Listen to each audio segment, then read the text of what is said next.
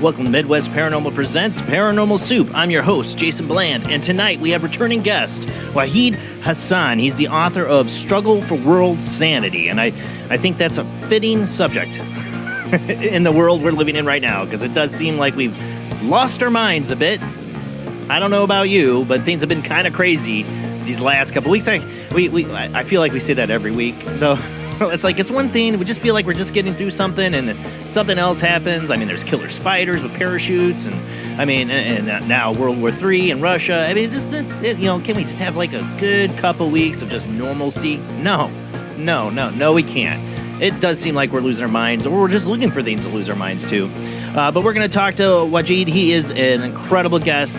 He studied under Dr. George King, who is a yogi master. I don't know if anybody's familiar with him, but very, very well known in the field of transcommunication. We communicated with extraterrestrial entities. And so we're going to get into a lot of different strange topics tonight, including contacting ETs, spiritual enlightenment, all that good stuff, because, you know, the world can go crazy, but you can't control that. You can't control what's going on in your own mind and soul. And that's what I like to try to focus on here in the show. And of course, we have a lot of weird to get to in the World Wide Web of Weird. Every Sunday we do that. And, we will open up the phone lines later in the show for you to call in. Tell us about your strange experiences, or what do you think we need to do to get the world to world sanity here? I don't know. We got a lot to get to, so let's go ahead and get rolling on into it.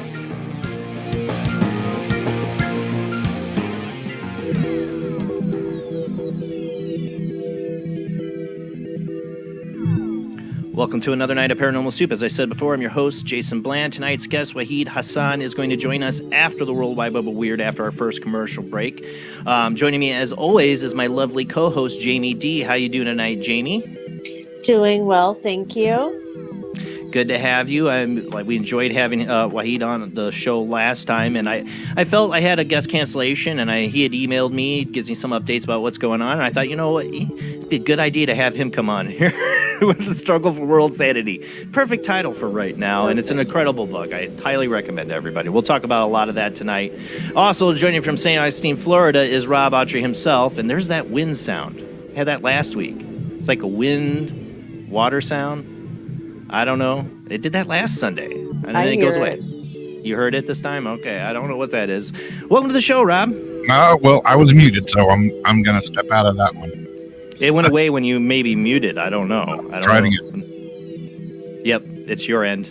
Sorry, Rob. Jeez. It's the waves of St. Augustine and Florida. No, I'm going to be there soon in a few weeks, just so the audience knows. Hopefully I get to meet Rob.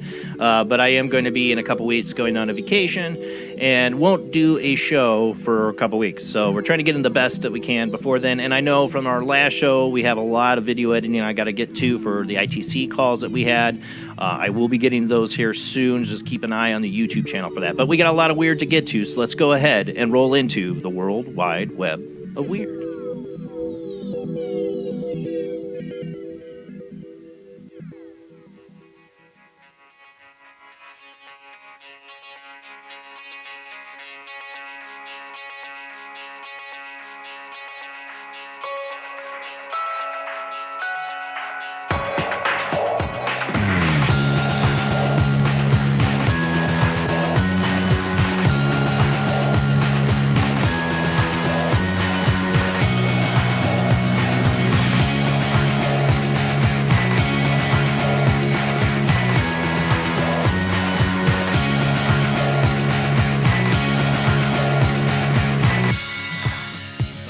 Tonight on the World Wide Web Weird, I might have a little trouble getting my articles. I got a new phone tonight, and that's what I read these off of.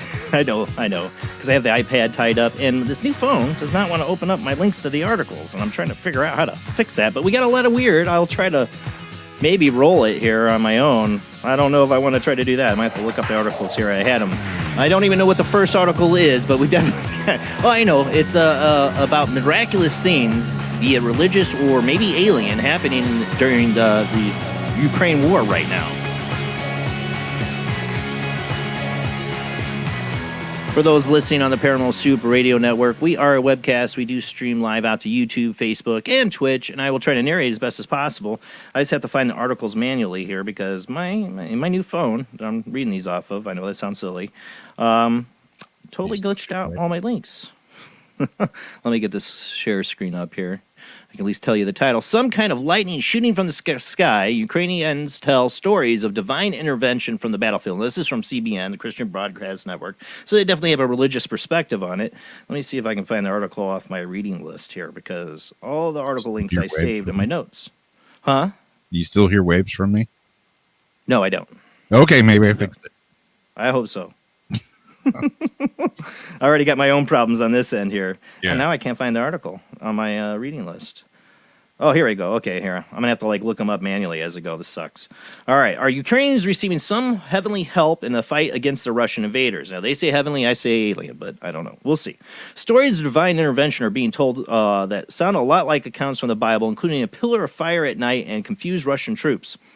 Let's see. The Ukrainian director Konstantin Litvinenko explains that although his fellow countrymen are showing incredible strength and resiliency in the war with Russia, they are also experiencing some divine intervention.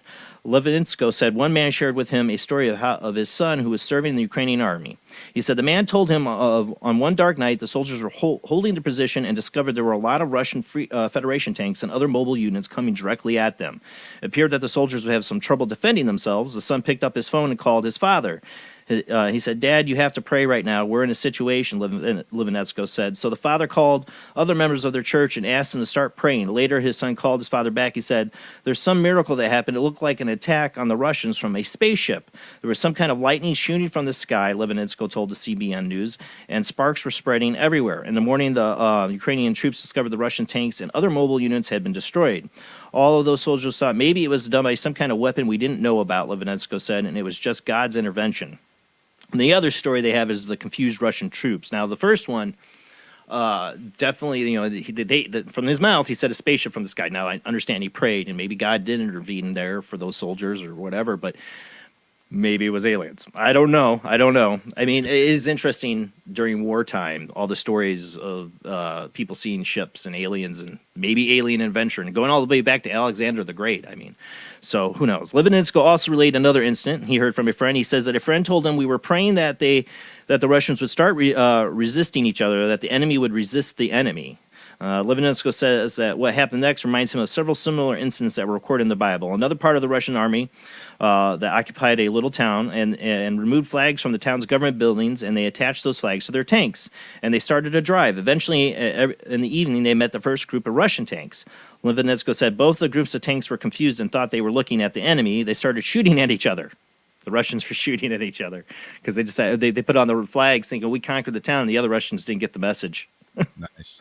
Right? No, the logistic nightmare that the Russians have pulled off here. I mean, they really screwed the pooch logistically on this war. That's a miracle in itself. Like they should be somewhat of a well-oiled machine, you would think. I mean, they took Crimea and they went into Georgia. I mean, they seem to know what they're doing, but this time they don't. It's a bit odd. You can read the whole article at CBN News. Like I said, it's from a religious perspective, but I see aliens all over it. I know. I mean, the guy says it himself. He looked like a spaceship from the sky shooting lasers down. But that's all. Tomato. I mean, they I don't think a lot of what's described in the Bible is aliens. So I know that's just my opinion. All right. So what's the next article? You got to tell me, Rob. Pull it up. It is a motorist warns drivers to watch out for bizarre 6-foot-tall man goat in northern. Ah, that's it. That's right. We got to have some Goatman because my children absolutely are enthralled by Goatman stories. And I forgot to tell them about this one. And I'm trying to find the story for myself here on my reading list. And it's being stupid. Just being stupid. And I read this story, but like a week ago. Oh, where is it? Dang it. Hold on. Pull up my reading list. New phone, and it is pissing me off. Okay, here we go. I had an iPhone 7. Like, that's how long it took me before I traded it in. I'm on a 13 now. So, all right. What are you going to say, Jamie? Are our cams off, or is my phone not loading all the way? I don't know if I'm having Wi-Fi. Our cams are, well, right now it's on the article. So I don't have our cams listed up. That's why. All right. So motorist warns drivers to watch out for bizarre 6-foot-tall Goatman. This is from Daily Star. A driver claimed to see a Goatman or a Bigfoot emerging from the woods in North Ants on A425 near the village of Straventon, and it was warned other motorists to watch out. Good, got to make sure you got to watch out. They need to put a Goatman crossing sign, right? A spooked motorist has posted an internet alert warning fellow drivers to watch out for a bizarre 6-foot-tall man-goat. Man-bear pig, no. The creature with short, powerful legs and hips, which moved in a circular, fluid motion, appeared in their headlights as they drove through the countryside at 2 a.m. Though it resembled a goat or deer, it stood on two legs like a human and was around 6 feet tall. Convinced they had encountered a strange new animal, the motorists returned to the same spot in daylight in a bid to find it again without success. They posted an appeal for the information about the creature on the internet and warned fellow motorists traveling on the A425 near the village of Straventon to keep their eyes peeled. So now, people will be driving looking for this thing. Hopefully they don't hit it. Towards the end of our journey, this was about 2 a.m. We were driving along a road in a rural area when something crossed the road in front of us in full headlights for about 3 seconds. It was about the height of a person, maybe 6 feet or over, but had short, powerful legs and hips, which seemed to move in a circular, fluid fashion. It was not a deer because it stood on two legs. And what it reminds me of, the description is very much like the Beast of Bray Road, Linda Godfrey's stories she's collected. But this is in England, I guess. This was in the Midlands, and the area is in traditional rolling fields and woodlands. And this particular spot, there was no houses or buildings, and the nearest is over a mile away. We drove back today as it's only 7 miles from the home to look at the road layout, and whatever it was moved into a wide, bowl-shaped field dropping into a stream. Any ideas? ? People respond with a series of theories about what the creature could be, including a wild wallaby, roaming bear, or a deer. Wallaby. Was this in Australia then? I don't know where is this? They don't even say. I know where A425 in Straventon is. I don't. They go on to talk about Slender Man and all that stuff, but I think the story is interesting. People see these things when they're driving on the road. I mean, Tyler, regular caller in the show. I know he's been busy. He has to work late tonight. He had his instrument in Bray Road and it sounds similar to what he saw. Yeah. So it's really interesting. Mike, like I said, there's something about Goatman that fascinates Dean and Liam. I don't know why, but they love it. All right, let's move on to the next one. What's the next one? Next one is, what exactly is this thing? Oh, yeah. I don't have a title on here for you to know, and now I got to find it. I know it's like, what is this dead thing found on the road? Hold on. Mysterious creature on the streets of Australia. This was in Australia. A jogger recently came across an incredible creature, and nobody seems to know what on earth it is. I don't either. Don't ask me. Harry Hayes had been running through the Merrickville suburb of Sydney on Monday morning when he came across the blob lying on the pavement in the water that had pooled from the recent rain. Intrigued by the discovery and keen to find out what it was, he grabbed some pictures and video footage and uploaded them onto social media to see if anyone could identify the creature. My gut says it's some kind of embryo, but with COVID, World War III, and the floods going on, this could very well be an alien, he said. I mean, he's got a point. The post quickly went viral with news outlets and social media groups picking up on the story. As scenes stand, however, nobody seems to know what on earth the creature actually is. There's a video on This is Unexplained Mysteries where you can get a video footage of it, but it's, basically what you're seeing here. I'm looking at a very high-res detailed photo of it. I don't know what it is. I am not a marine biologist. It almost looks like it's got little arms on the side of it, doesn't it? Yeah, I was going to say it almost looks like a baby squid or octopus. Yeah, and I looked at pictures of baby octopus, not squid, though. I should have looked at squid. And I'm like, they don't have like that one tail like that. They actually will have like little tails that look like a little baby octopus. So I don't know. That's the thing. Well, with the creatures that wash up ashore, I don't like to do these stories very often because may his soul rest in peace, Scott Mardis was like a marine biologist, and he would easily go, oh, it's this. Yeah. The internet would be a buzz about it, and he'd be shaking his head. Oh, God rest Scott Mardis. But that's the thing. It's somebody who knows their stuff would look at this and go, yeah, that's what it is. Yeah. It looks alien to me. Yeah, it's one of those face huggers. That's what it is. It's a face hugger from Alien. I don't know. I love Resident Alien. The show has had, I don't want to spoil things, but has had a talking octopus. Like, octopus can talk to you telepathically. It's hilarious. Yeah. Nathan Fillion. Check it out. Okay, let's move on. What's the next one? Might be a video now. I don't know. This is one. I think Ziriana sent me this one just today, and I replaced an article. I got rid of the Courtney Cox claims her house was haunted. Who cares? This is interesting, and I should be on my top of my article. The box of human heads stolen from a truck in Denver. Thank you, Ziriana. She knows my style. Anything that contains a box of human heads has to be interesting. Right? I mean, why is there a box? First question was, why is there a box of human heads in a truck? Right? And human remains. Right. Well, they had to be a pretty big box for several human heads, right? Human remains were stolen out of a medical truck used to transport body parts for medical research. That's why. In Denver Central Park neighborhood, it's a family atmosphere. There are a lot of families and kids getting off the bus from school and people out walking the dogs. Isaac Fields takes his dog, Margot, to the dog park almost every day. He moved here about 3 years ago. Pretty shocking, I guess. I don't see too many strange things happening around here usually, but you never know, Fields said. Wow, I would have been so terrified.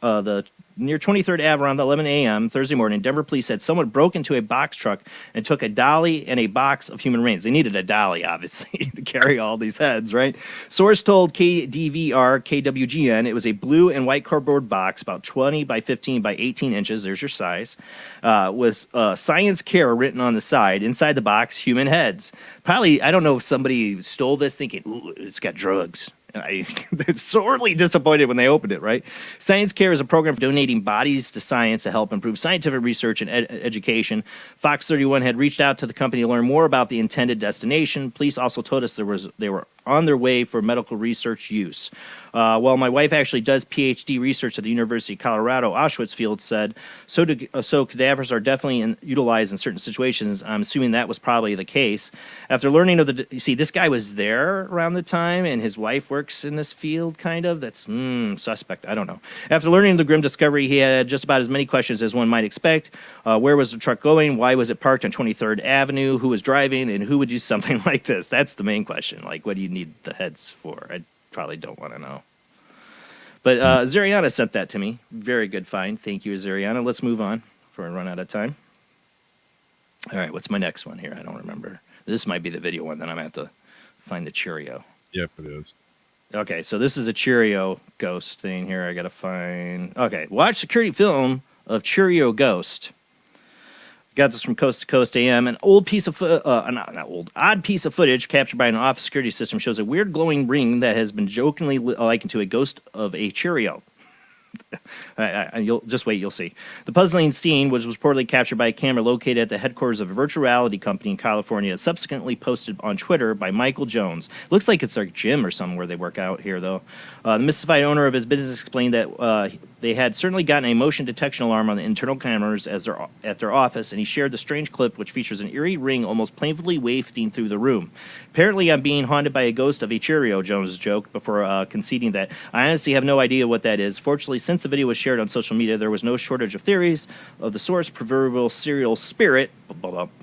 Most viewers suggesting that the oddity could be an insect or perhaps some kind of dust. And Jamie, you were talking about this before the show, what you thought is, but go ahead and play the video, Rob.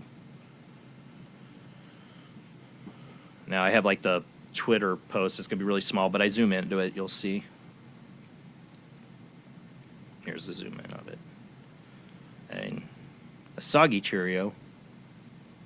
Now, and Jamie, you said you thought this was like energy. I mean, I have seen lint and dust take particular shapes and float through the air, but this one's pretty peculiar. I don't know. Yeah. You there, Jamie? I don't know. She might have stepped away for a moment. She was saying this is very similar to something she called like an energy form or something. Oh, she might have stepped away. What was she calling it? Yeah, like an energy form. I mean, a lot of times, when you see the side of it like that, you see those, but it's not too often you see those, Yeah. It is odd. I mean, I've watched a lot of CCTV footage, security footage for investigations, and I've seen dust take on shape and lint in the air, flow through the air. Never like in a perfect circle like that. I mean, I don't know. Yeah. It's pretty. But, I mean, it's not blow me away paranormal footage because I have seen, you will see lint and dust, lint in the air, like a little string floating in the air, does show up. Now, this, like I said, this is, I don't know. It's weird. Yeah. It's not typical of the stuff I've seen. I will admit to that. Yeah. All right. About 5 more minutes here. So what's the next story? Oh, yes. We got a new possession story. We used to have a lot of these. Remember, Rob? Yep. We used to have a lot of these school possession stories. Well, I guess there's more of it happening this time in South Africa. And we've had some from South Africa, South America. Several students at a school in South Africa began exhibiting bizarre behavior following what they claim was an encounter with an evil spirit. The very staged case unfolded last week in the township of Galashui. I probably butchered that. When approximately 18 girls at the Lekila High School suddenly fell to the ground and began convulsing and screaming. The cause of the curious affliction, the student said, was the appearance of a scary creature that was making them weak. Sound familiar? This is very familiar to other accounts. Yeah. Really, realizing that they were ill-equipped to thwart an evil spirit attacking their students, school administration isolated the children and enlisted some local pastors to tend to them before their parents ultimately arrived to take them home after classes were canceled. The unsettling event was actually the third in such cases in recent weeks. There was other schools. This is the Coast to Coast Tim Binnell brief summary of it. The full article, you can go, they have a link to it there. I read that as well, and there's a lot more to it. And this is an actual picture taken at the school when these kids were going into hysterics and collapsing, like they lost energy or would see this creature and go weak. There's similar stories we've had like this. At first I would be like, oh, it's kids wanting to get out of school. I don't know. I mean, that's what they're thinking at first, but they take it serious enough to bring in religious people to exercise the school. I mean, I don't know. Why aren't American kids training this to get out of school? Well, they don't have to. They had COVID. Yeah, that's true. What, does that still exist? I don't know. Yeah. All right. Well, I don't even know what article we're on because my whole list is screwed up. What's next here? Oh, this is the last one. Now, this one, let me get the article. I got to find it here. It's like, I don't want to, I'm like, is this I always like to end with a feel-good story or a soapbox, get on my soapbox, or make you all feel bad story and just join my world. This one, I don't know. It's a little all like this is great, an idea that somebody can win $10 million twice, but it's also depressing for anybody like me who plays like old constant lotto. It's like, why haven't I won? This guy won twice. Yes, man wins $10 million lottery and jackpot twice in 3 years. Juan Hernandez of Nassau County purchased a New York Lottery $10 million deluxe scratch-off game, and I don't even play scratch-offs. I do like random lottery stuff, but I've hated scratch-offs. And these guys, man, how do they? He bought it in an attempt to win the top prize. Incredibly, he found that he had done exactly that, scooping an enormous sum sufficient to ensure that both he and his family would never go wanting for anything ever again. Even more incredible, however, is the fact that this wasn't even the first time he won. Just 3 years prior, he won $10 million jackpot from exactly the same type of scratch-off card. You'd think, like, I always thought, like, if you won, like, any kind of lottery or a scratch-off, you would never play it again. I mean, your chances of winning it again are abysmally small. I mean, your chances of winning the first time are abysmally small. But to do it twice? Mm-hmm. You better stay away from lightning storms. Right? Right? I mean, the odds of this happening are truly mind-blowing, and the chance of winning even once is roughly 1 in 3.52 million. 1 in 3.52 million. According to Hernandez, he hasn't even figured out how to spend the first lot of prize money. You've had 3 years. Have you figured it out yet? Now you get another 10 million. After all, this article doesn't include it, but I read the full article from USA Today. After all taxes are said and done, this will make you cry. So he's won 10 million and 10 million. So that's 20 million, right? So how much does he have left over after all taxes and money withheld? 20 million. How much does he have left over? Like 11? Nope. Go down. Oh, 8? Nope. Taxman's got to get his money. He has 6.5 million left over. That's robbery right there. I mean, I'd still be happy with 6.5 million. Yeah, I'm like, screw you, government. I'm still happy I got 6.5 million. Geez, so if he'd only won the first time, he'd have 3.5 million. I'd still be happy with 3.5. Yeah. It'd still be way more money than I know what to do with. Yeah. But and of course now with inflation, it's not as worth as much. But that's it for the World Wide Web of Weird. Tonight's guest, Wahid Hassan, is with us. He's actually in the waiting room. We'll bring him in here now. Just make sure we got him. Hey, Wahid.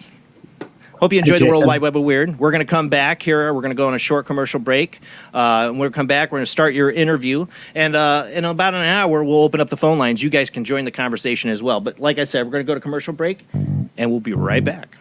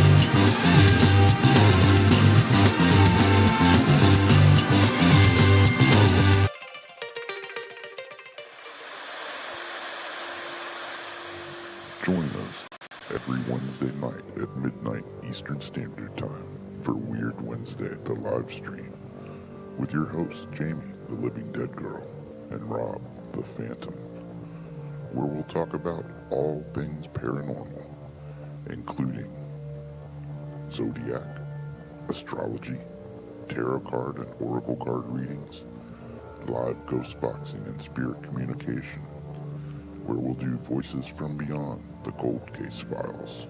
So we hope you join us live on Facebook and YouTube every Wednesday night at midnight Eastern Standard Time. We hope to see you there. Bye-bye.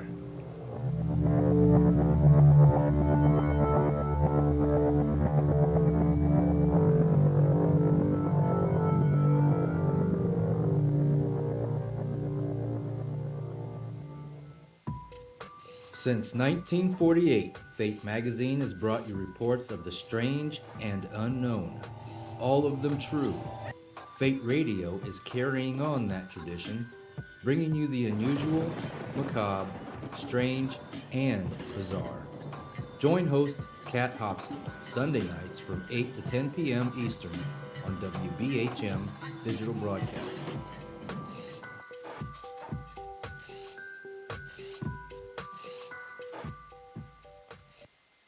Of the second kind, physical evidence of a UFO. Close Encounters of the Third Kind, Contact. From Steven Spielberg, the director of Jaws, comes one of the most ambitious and unusual films ever made. And what you will see has never been seen before. It's a cosmic mystery crossing what many scientists believe will be the next threshold of human experience.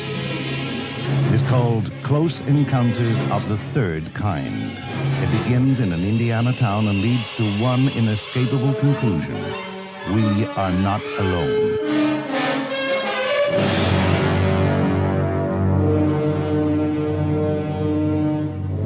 Close Encounters of the Third Kind, Certificate A, now showing at the Odeon, Leicester Square.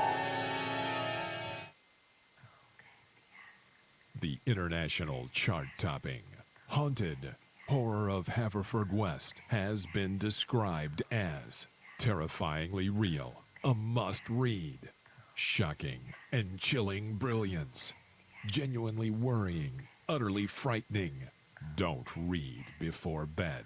Described as one of the spookiest writers out there, best-selling author G.L. Davies presents Haunted Horror of Haverfordwest, the true paranormal account that is shocking the world. Dare you enter? Dare you read? Haunted Horror of Haverfordwest is available on Amazon, Barnes & Noble, Kindle, and wherever books are sold. Pray you never have to live there. This is the sound of a space clock aboard a U.S. satellite 180 miles above the Earth. No one winds up this timepiece. It's powered by a tiny battery, a battery that delivers power for years without replacement. Now the same type of battery, the Duracell battery, can bring new reliability and long life to your battery-operated equipment. Radios, cameras, toys, all run far longer. Duracell batteries, the long-distance power cells, outlast any ordinary battery. The same type of battery that keeps space clocks running for years can bring long life to anything powered by batteries. Dura, as in durable. Cell, as in power cell. The Duracell battery, made by Mallory. Are you intrigued by Paranormal Talk Radio? You'll love the new Paranormal Radio app from Talkstream Live. You'll find a great selection of talk shows covering UFOs, ghosts, strange phenomena, and much more. Download the Paranormal Radio app now and start listening to the very best in paranormal talk entertainment, including the network you're listening to right now, the Paranormal Radio app, free in Google Play and the iOS App Store. Switch to DCS ranging. 240, nominal to profile. We're in the pipe, 5 by 5.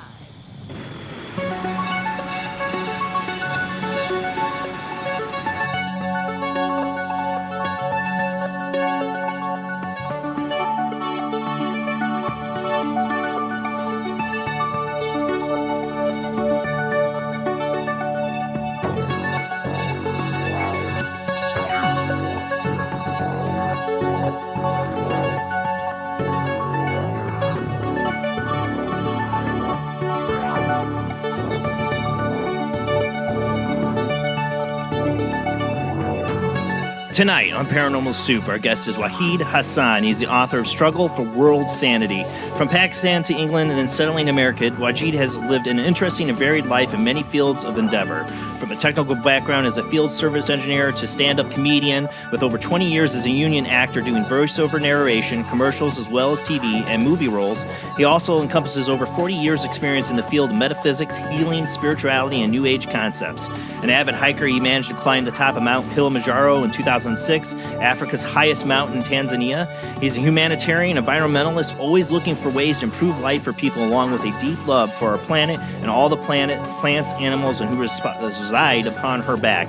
As a qualified speaker, healer, teacher, he can demonstrate how to reunite the spiritual flame within us and send it outwards to all, improving not only our own personal lives, but those of us all life streams that live on our beautiful world. Something he outlines in detail in his #1 bestseller on Amazon, The Struggle for World Sanity, which will inspire and uplift those who read it. His website is wajidauthor.com, wahidauthor.com. We had him on, I think, almost God, it's been almost a year since we had him on. And I also have to note, for those listening now on the Paranormal Radio app from Talkstream Live, I am so sorry I forgot to hit play. So you were listening to a rerun until now. You are listening live. So that's my mess up. So welcome to the show. Our guest is Wahid Hassan, and we got a lot to get to. So let's go ahead and get rolling on into it.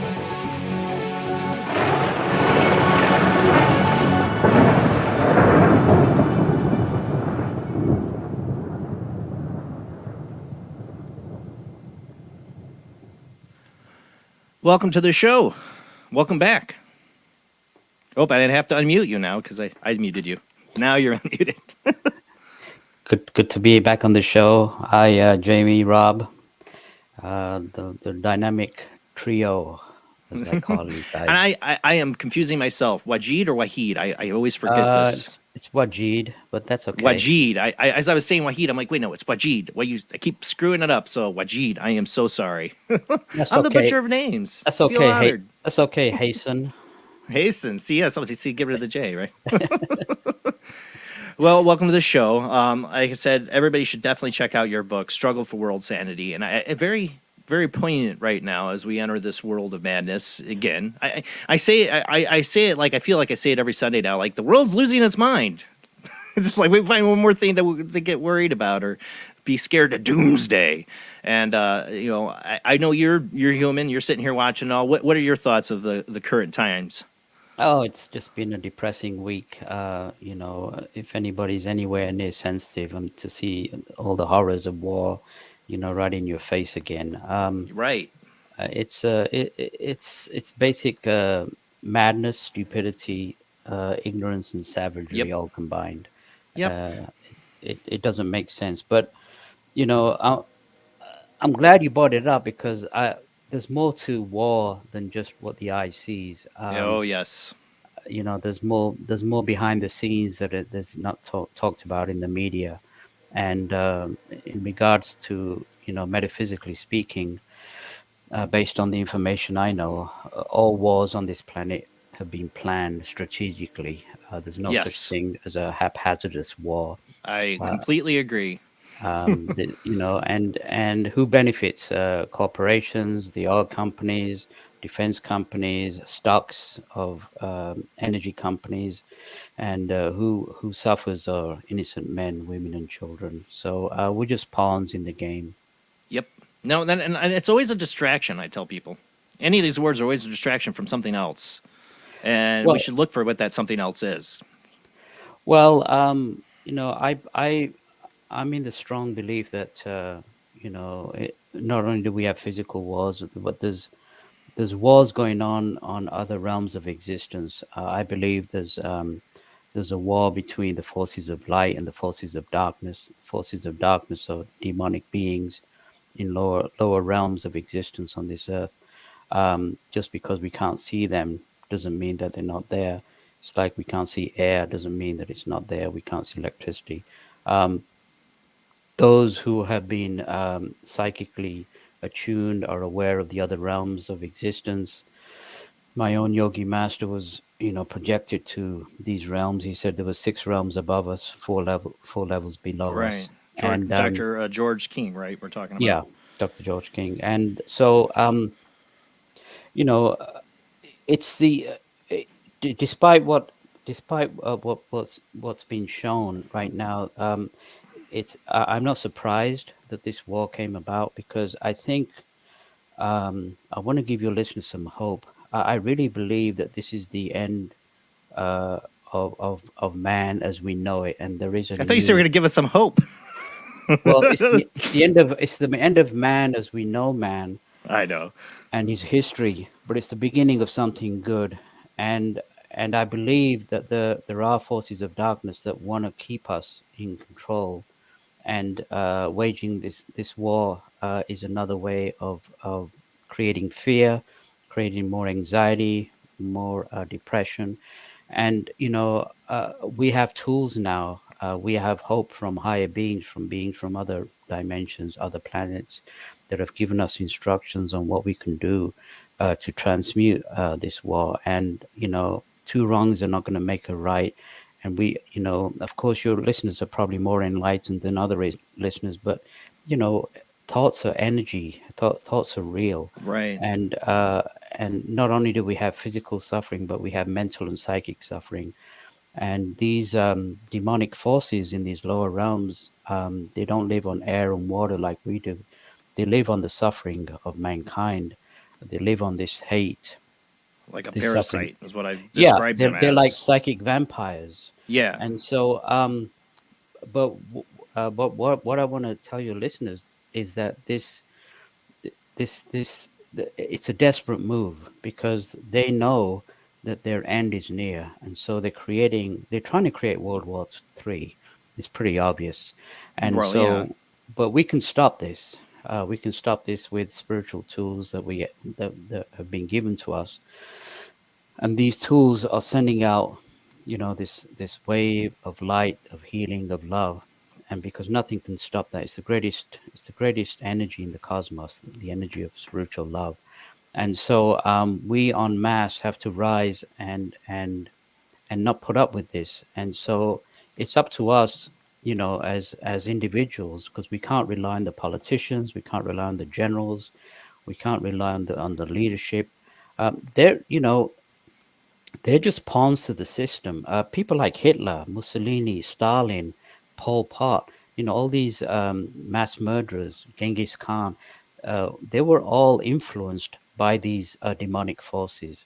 And so, we can't really hate the people who are doing this, but we can understand that they've been influenced by these monsters from the lower astral realms. We were talking last Sunday. I read an article I didn't read the article. I just mentioned the article and talked about it. It was Paul Seburn's article on, it was about a study or by a researcher, I forgot, saying that why aliens would not want to come to Earth or pass us by. And I was comparing us to St. Louis and National Lampoon's Vacation when, Clark Griswold's like, roll up the windows, Rusty, roll them up. That's us. Like, but aliens are here. I believe they are. I believe they're talking to us. But I mean, the question is why? Why bother with us, since we seem to be so in that lower dimension? We seem to be being influenced by things that are evil, or it's just humanity itself just keeps making the same mistakes over and over again. Well, they do, and history does repeat itself. But there's a difference between what we've been doing, the last 18 million years that we've been on this planet, these endless wars, this hatred between religions and races, and this foul economic system, which the higher beings have said is a cancer in the heart of spiritual man. It just holds people in slavery.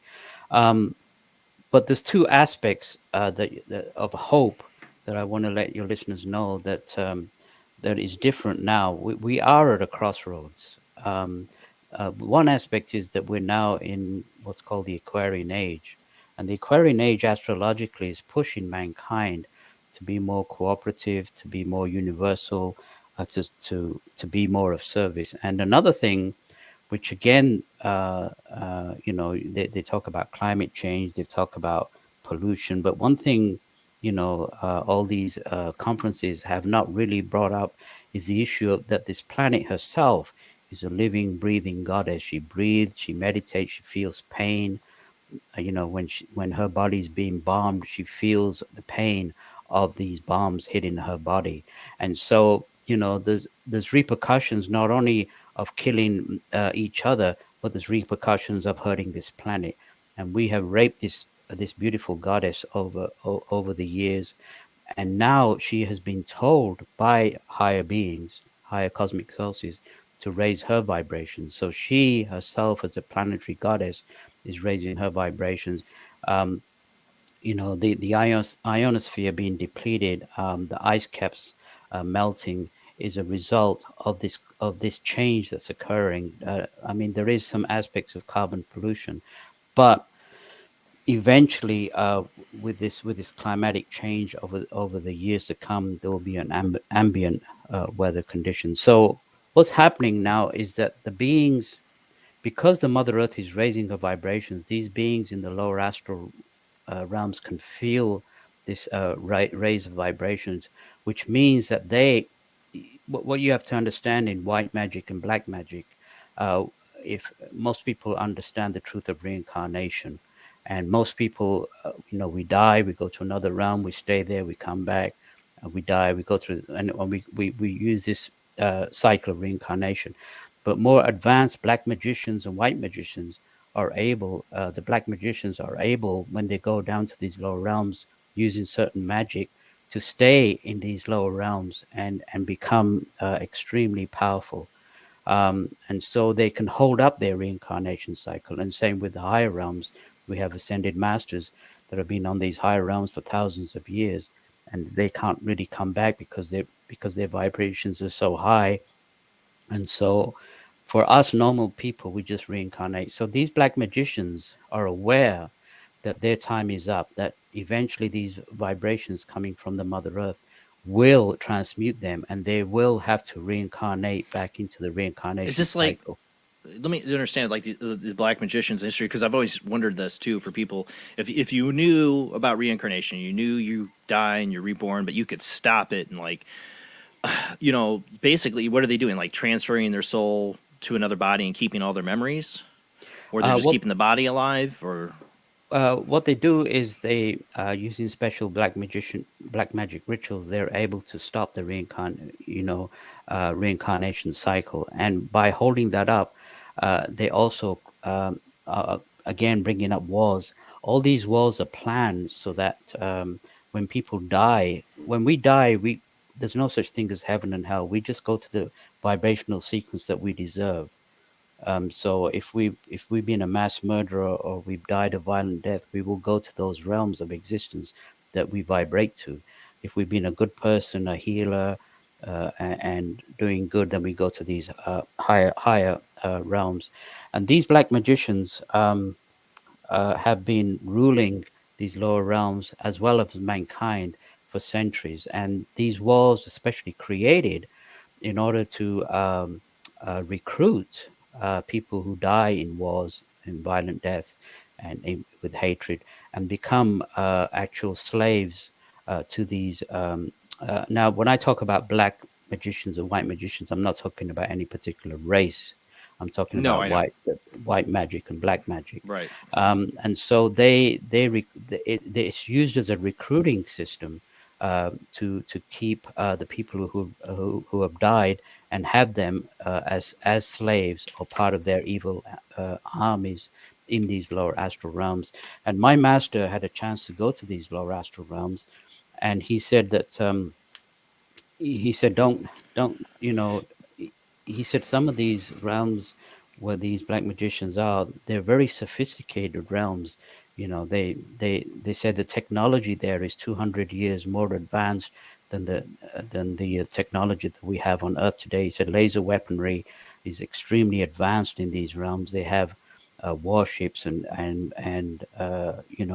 all kinds of computerized weaponry in these lower astral realms where they have these So it's walls. it's another dimension where they're physical in a sense. I mean, it's not just some if earth real dimension. It's like a physical place with ships and technology and beings. Yeah, it's a subtle realm, but if you Yeah. go in a subtle body, Dr. King said that if you hit your head on a wall, you will hurt yourself. So they're just as physical.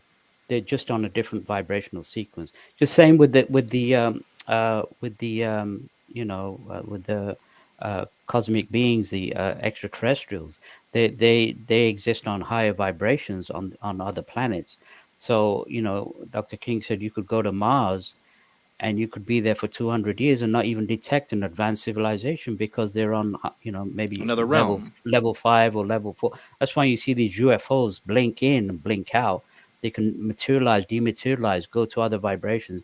So you know uh, uh, because Earth is the same, other planets also have their higher realms. They probably don't have lower realms, but that's why he was laughed at when he said he went to Venus and Mars and Right. met Well, very advanced races.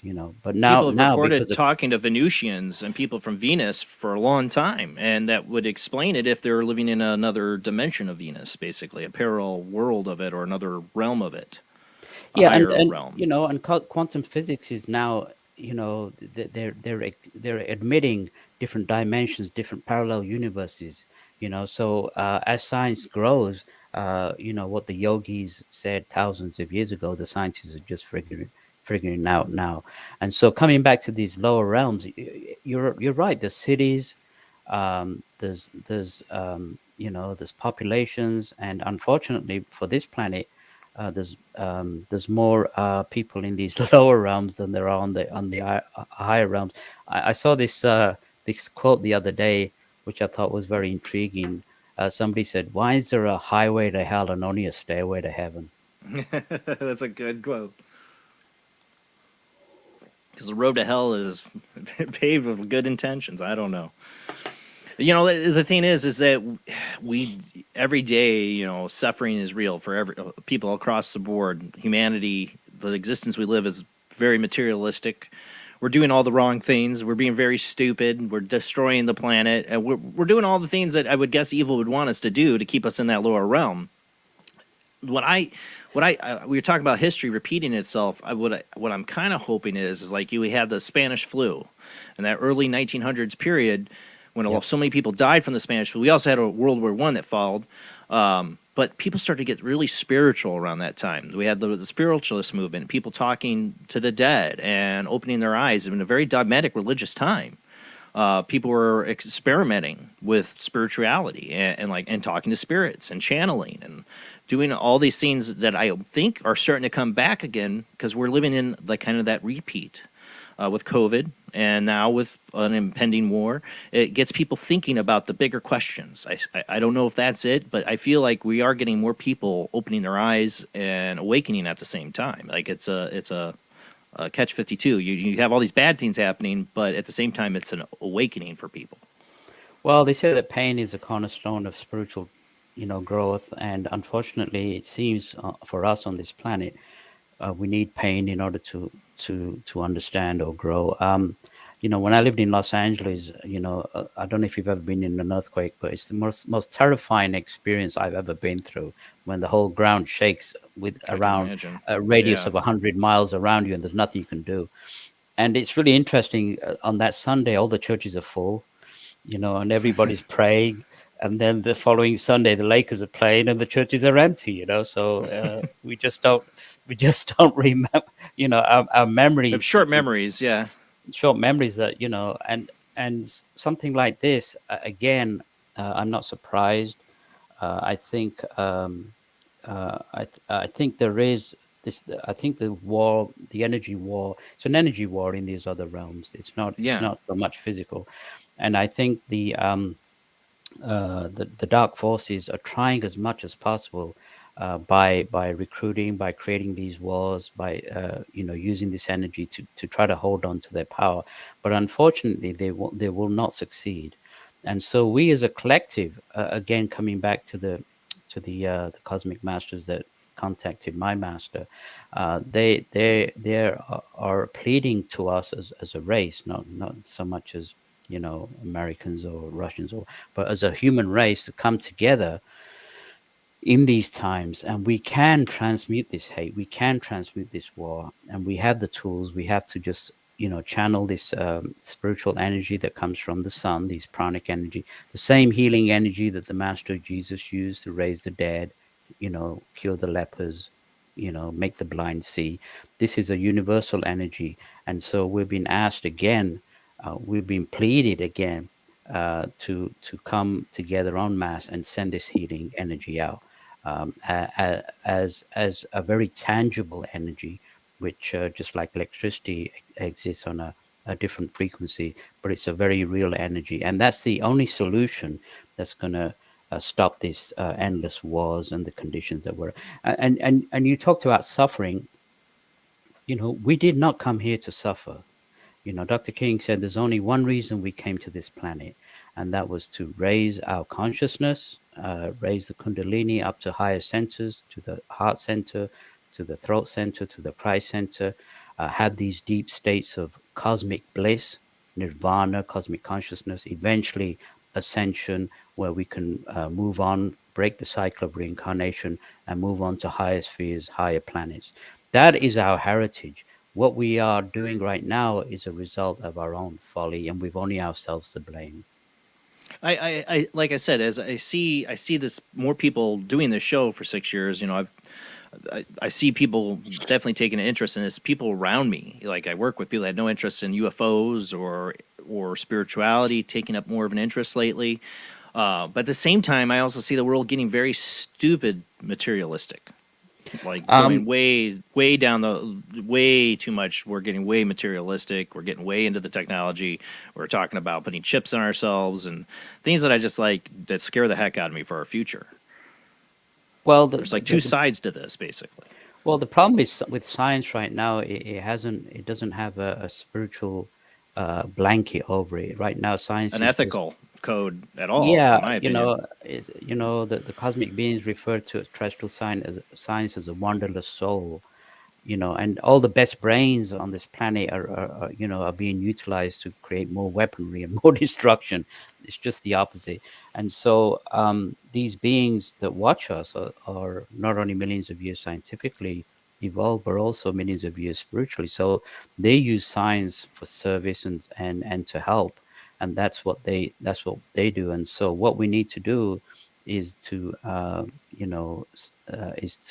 embrace science with spiritual energy, and so use science in a way again to help raise the consciousness, help each other, and again, you talked about other people being aware. There is a great awakening that has occurred. There is a spiritual awakening. Right. I believe that certain forces have already been transmuted in these realms, which has given mankind a breather. And I think people are awakening. People are listening to their conscious selves, and even in Russia, look at all these thousands of people demonstrating against their war. Their consciousness will not allow this madness. It's a very dangerous place to have a conscience. As a citizen in Russia, It is, but the people that speak up, there's they're senior asking for trouble. citizens. The senior citizens being arrested because they know what's going on is wrong.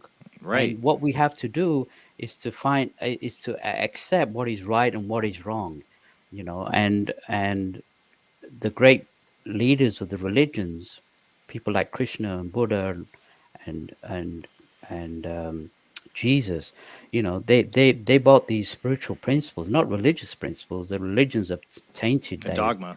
with the dogma, but the basic spiritual principles like thou shalt not kill, the law of karma, forgiveness, all these things need and what's right and what's wrong, and stand up for what's right, and say this is wrong. War is wrong. War is a racket.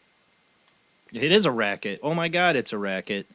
I mean, I ask people, you watch any of these major news networks, I don't care what religious leaning they are, or political leaning, not religious, political leaning they are, they all have the same talking heads on it. If you look up there right now, that are talking about Ukraine and war, you look at all their connections and ties, most of them are tied back to to companies that are basically the military industrial complex. These guys are egging on war in the media, talking heads. There's so many of them. I'm not going to even list the names, that are basically egging us on mentally. Like they're getting to you mentally. I'm not saying we shouldn't support Ukraine. I am with supporting Ukraine people, but there's a program going on here, and it's being fed to you. It's being fed to everyone, and don't buy it. Don't buy it. Look for the deeper truth of what's going on. These talking heads want war. They want to make their profits. And I Wag the Dog. Have you ever seen that movie? Where they make a fake war with Canada. I mean, there's a whole meaning to that movie that's a lot scarier truth to what's reality of how war really works. Yeah, and we shouldn't take sides. And because again, that's what they want. They want us to hate. And there was some truths in those Star Wars movies where to get onto the dark side, they wanted you to hate. There was an element of truth there. I'm a big preacher that Star Wars fans argue about the prequel movies, but the prequel movies, I think George Lucas was trying to teach little kids, and the older generation about how this stuff works. I really do think. I love George Lucas. I really think he was trying to teach people, because you have. I'm sorry to get a little Star Wars geeky here, but you have Palpatine, who's Darth Sidious, this evil Sith Lord, working behind the scenes. He's working both sides. Exactly. He's working both sides. He's funding the enemy to create a war so he can get soldiers and then eventually get ultimate rule of an empire. He's giving you the groundwork of how these things work. I love Yeah. the prequels for that.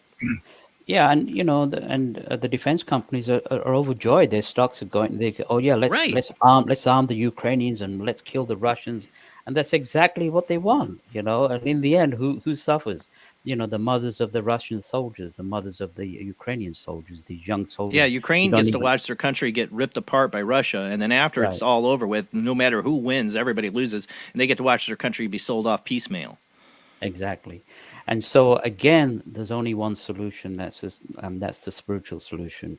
If instead of the media, rolling the drums of war and creating this fear and anxiety and hatred on the other side, what they should be doing is saying that we need to send out spiritual light. Uh, whether we like it or not, we are our brother's keeper. I don't like it. I don't like the fact that I'm connected to the terrorists as I am to evil magicians in lower realms. But we are all one human race. We're all connected. And so we have to take that responsibility and not look at the lying politicians or the lying generals who have their own agenda.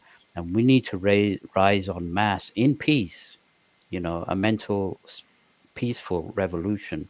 And that's what the higher beings, the people who man these spacecraft, these advanced beings, are telling us to do, is to rise.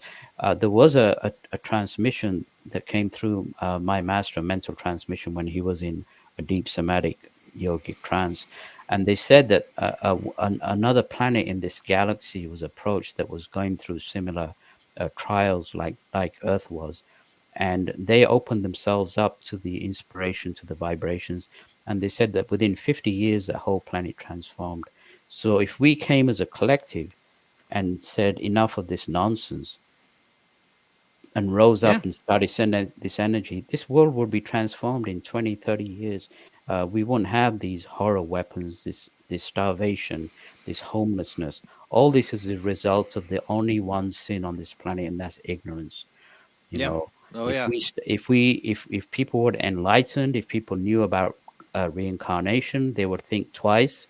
Oh, I've said that so much on this show. I mean, if we all accepted the ideas of reincarnation and karma, how would it, if it was a totally accepted down the line everywhere across the world truth of reality, how it would change the world and how it would work? You know what was shocking, Jason? Recently, these Christian scholars, not me, these Christian scholars came forward and they said that 700 years ago, they actually took the teachings of reincarnation out of the Christian religion in order to create this one life to live, in order to, They feared again, the idea of rebirth and relife, of losing control. losing control, exactly. And so all these things, these truths are now being exposed. And whether it doesn't matter how much we're going to be manipulated, but people are these mental bonds of slavery, because it is a mental kind of hypnotic slavery that we. It's a matrix. I always loved the Yeah. matrix. I just saw the newest Matrix movie not long ago, and I've always loved the concept of matrix. Not to think that we're batteries in a some future doomsday thing, but it's the battery thing that we are fueling this something on another level, a dimensional level. We are the little batteries, and they like our negative energy. And they're feeding off of us, and they're putting this perpetual cycle of crap on this planet of war and suffering because something's feeding off of it. If it wasn't for the ascended masters on this earth, the that are kind of watching over us, we would be nuclear dust. We're living on borrowed time. There was many times when we have destroyed ourselves, and then recently there was times when we were on the brink of nuclear war, like the Cuban crisis. Cuban Missile Crisis. That was Yep. stopped by spiritual energy. It wasn't stopped by the politicians. And so there is a desperate attempt by these demonic forces right now to create World War III. Let's not kid ourselves. These Right. are very, very trying times. And again, the answer is the solution, not the religious one, but the metaphysical solution of sending out cosmic energy, cosmic love. We operate on lower centers, and we're spiritual beings in physical bodies, not the other way around. And part of us our souls are being starved because we're not utilizing these higher energies. And what the higher beings are saying is that start using these energies, start evolving, and become the gods that we were at one time. We're not supposed to have regressed this far in our evolutionary history. We've regressed pretty bad. But the good thing is, the rise can be even more spectacular if we decide to change. And another thing, again, an aspect of truth that people may not like to hear, but if we don't cooperate with this rise of vibration of Mother Earth, eventually over the centuries, when we keep reincarnating on and off this earth, those who won't be able to raise their vibrations according to the planet in mercy will not be allowed to stay on this planet. So there is a new this is the dawn of a new age where eventually there will be no wars, there will be a race of individuals that are spiritually evolved. But the murderers and the tyrants and the generals and the polluters, They won't they be able to will be reincarnate anymore. no, they will actually be taken through death. After death, they will be reincarnated on another planet in this solar system to start their reincarnation cycle. In this solar system? Yeah, it's a planet called Planet X. It's on the other side of this of the sun. So, the scientists know that it's there. They right, based because of the on- gravitational wobble of planets in our solar system. yeah, so they know there's another Neptune, planet. yeah. And so the cosmic beings have said that those who will not conform to this rise of vibrations will, in mercy, be taken to that planet and start their reincarnation cycle there. So this is a dire warning for all of mankind in these last days of the old order. And they said the new order will be conditioned so beautiful, so wonderful, beyond our wildest imaginations. So this is what we can look forward to if we decide to change, and it's all up to us individually. Besides, I'm a Star Wars fan. I'm also a Star Trek fan, and Gene Roddenberry's vision of a kind of utopian future where man isn't after materialistic items or greed, and boy, they have ruined that idea in the new Star Trek series. I love Gene Roddenberry, and I loved his vision. And like I said, they've totally ruined that with the newest forms of Star Trek. Sorry, I just think they have. But he had this vision of humanity. But to get there, he did, in the storyline, come up that we had to go through World War III. We had to go through a lot of suffering to get to that point, to finally wake up as a human civilization and change. And also technology helped, having replicators and stuff, that you could create a utopian society in a sense where people could not have to work every day just to pay a bill, that they could pursue their dreams and pursue, fruitful life in a sense. Some people call it socialism. I don't think that's what Gene Roddenberry was trying to get at. He was trying to get at where human perspective, the mind itself, changes to the point where it's not seeking power and material items. It's seeking inner growth. That's the difference between the Star Trek generation, the future generations of these Star Trek people, why they're different. And it's not the technology, it's not any of that, is that if you notice, like Picard, Riker, the people in Next Generation, I know I'm geeking out here, all have a perspective of being the best self they can be and have these core values they all live off. And it's not even a religious idea. It's a humanities perspective. That's why things are totally different. They've totally thrown that out the window with the new Star Trek, and that's what kills me. Because Gene Roddenberry, I think, really had the idea that humanity could shift, and we could do great things if we just changed the way we looked at things and our perspective and our goals and pursuits in life. Well, the thing is, the media and the leaders they're not helping in the matter.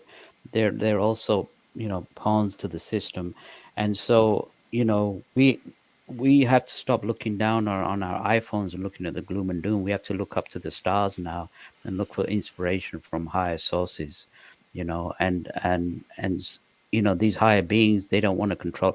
And you're right, the ultimate power is control. Like the beings in the lower astral realms, they have all the material things they want, but the greatest elixir for them is power over other people. That is the greatest amount of control. And you talk about nuclear war. This is the fourth time that we've started this nuclear madness. I mean, if you look at our history, we destroyed our own planet, Maldek, with an atomic explosion. We destroyed Lemuria in an atomic war. We destroyed Atlantis in an atomic war. And Dr. King said, he said mankind may need to go through 200 atomic wars before he figures it out. We're You that know, stupid. well, we are. We just don't get Mhm. it, and I don't think we're stupid. I think people in general are nice. Most people, if you go to any country, the countries I visited, Yes. most people are As very nice. individuals. As individuals, are very nice people. It's just when they're manipulated and molded by Group people that are consensus. that are people who are more powerful than they are, that they can hypnotize and control their minds, they will then, in a fever, go and murder somebody. Reincarnation, if it, once it's reintroduced back on the planet, people will think twice before they went to war, knowing I that honestly think that, yeah, yes.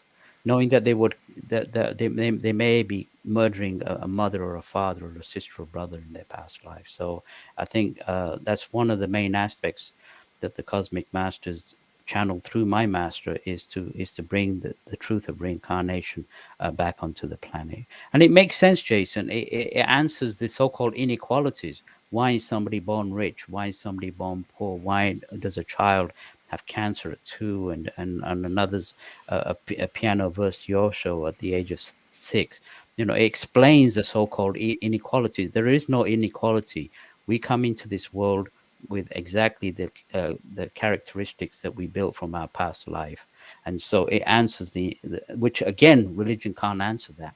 Yeah. Ask any priest or ask anybody in any religion, why this so-called inequality on this world. They can't answer it. Reincarnation will answer that Now, immediately. to be truthful, I mean, if you look, I mean, reincarnation can be just as manipulated as any other religious belief. They came up with a caste system based on reincarnation, and in ancient civilization, not even that ancient, in like India and that it can be used, it can be manipulated just like any other thought or idea. But if you get down to the actual truth of reincarnation, it would make people stop and think about how they treat others, and what Well, roles people again, play in their lives. again, in India, they've again, you're right. The elders of the religion have used it, but and saying that the Brahmin sect is the higher sect, and Mhm. the Dalits or the untouchables. That's just a load of rubbish, and It it's is. it's it's It can be manipulated just like anything else. That's why people have to get to the truth of it, not a religion truth, yeah, not and from the and if you organized religious truth. and people walk around by a beggar or blind and say, well, that's because that's because of his bad karma in a previous life. Well, guess what? If you You got if the you same if karma, buddy. Yeah, you may come back as a blind man or a beggar just to teach you, because karma doesn't punish, it teaches you, sometimes It's all very a lesson. harshly. It's a lesson plan you planned out to learn in this life. I've been, every night I try to go to bed and think about what I'm grateful for, and I am every night doing that has helped me realize, like, yeah, I would love to be the guy that won $10 million twice in 3 years. I'd love to have that kind of money. I don't, but I'm lucky to have a stable life, a house over my head. And the biggest thing I'm lucky for is to have a loving wife and 2 children, to have a family and people who care about me and I care about them, to have that relationship. There are many billionaires out there who are very lonely. Look at Bill Gates. He was trying to hit on everybody in his office. I mean, he obviously was a very closed off individual. He didn't work with his marriage. He it sounds like his life's, pretty. I mean, yeah, he's probably got all the nice fancy toys like Batman, but it sounds like his life is just as miserable as everybody else. What I'm saying? You listen to his ex-wife now talking about, Bill will have to explain his relationship with Jeffrey Epstein. Yeah, we would love to hear that. But obviously, he's just as messed up as the next guy. He's got a ton of money. More money equals bigger and more problems. Bigger problems, right? Like your divorce being aired on national TV. Yeah, and then people worship billionaires. They look up on them, Right. and they worship Hollywood celebrities, and they worship I know. sports stars, and then they That's the stupidest ones of them all. I yeah, have a kid at work that loves LeBron James. I'm like, dude, please open your eyes. they don't understand, like they commit suicide or they commit crimes or whatever, and they Right. go, oh, what happened? By the way, yeah, money is not gonna, it's not, you're not gonna escape being a billionaire and acting against, the law of karma. You will. I mean, if you murder somebody and you're rich, you can get away with it in court if you have some decent lawyers. Hillary Clinton. No. But you know what? You can't escape the law of karma.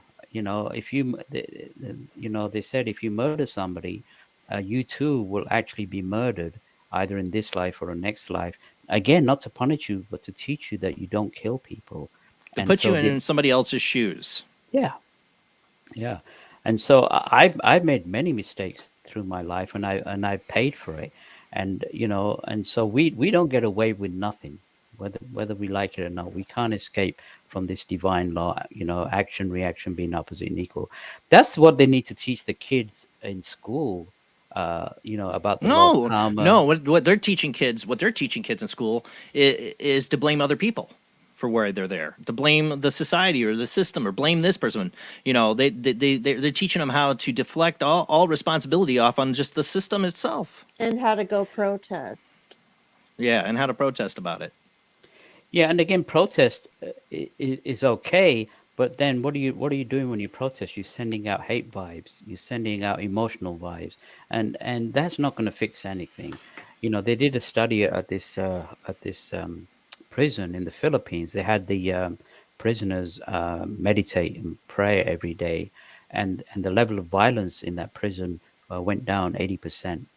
And so that's the answer. Yeah. Again, is to send out the light. And people, like before a sports arena, instead of bowing your head in a moment of silence, how about raising your hand and sending out the light to Ukraine? um, and then the hypocrisy uh, of the media. They've been bombing the crap out of Ethiopia, Libya, Oh yeah. Afghanistan, Iraq for years, and nobody talks about that. But these are human beings as well, and so Oh, we they need talk to about no. My favorite is, sorry to interrupt on this, but my favorite is with the media is how much they talk about social injustice and all these things, but yet all of our clothes, like tons of the clothes by Nike, and I'm going to say Nike, and LeBron James, they're having their clothes made in a slave labor camp where the Exactly. Uyghur Muslims are basically being genocide, making your tennis shoes, making your shirts. And it's all right. Nobody in the media is going to talk about that. That's fine. We just got another Holocaust going on and nothing to see here, people. Move along, move along. Let's talk about the next social justice thing I'm outraged by. But That's there what ticks will, me off. but there has to be a change. If you understand the law of karma, you look at all these dictatorships through history. Julius Caesar, Genghis Khan, all these who overtook by force. They all went down. Yep. Nothing. And so everything, that all the people that are in so-called power that are controlling, they will eventually go down. It has to. There is not a force on earth that can stop evolution. There is nothing that can stop evolution. We're all evolving back to the divine source from where we came, and it's just we're holding ourselves up through wars and through all this mess. But eventually, we're all on a collective going back to that. The yogis talk about the great outbreathing. The scientists talk about the Big Bang theory, where the universe expanded, and that's exactly what happened. Particle involved the absolute involved itself into millions and trillions of involved into material things. And now we have the great inbreathing, where all these particles of the absolute are going back, and nothing can stop that. And they can hold it up for maybe 50, 60,000 years, but they can't hold back evolution. And that's so why create that's probably what makes the cosmic beings scratch their heads, because they know that man eventually will evolve back to perfection and reality.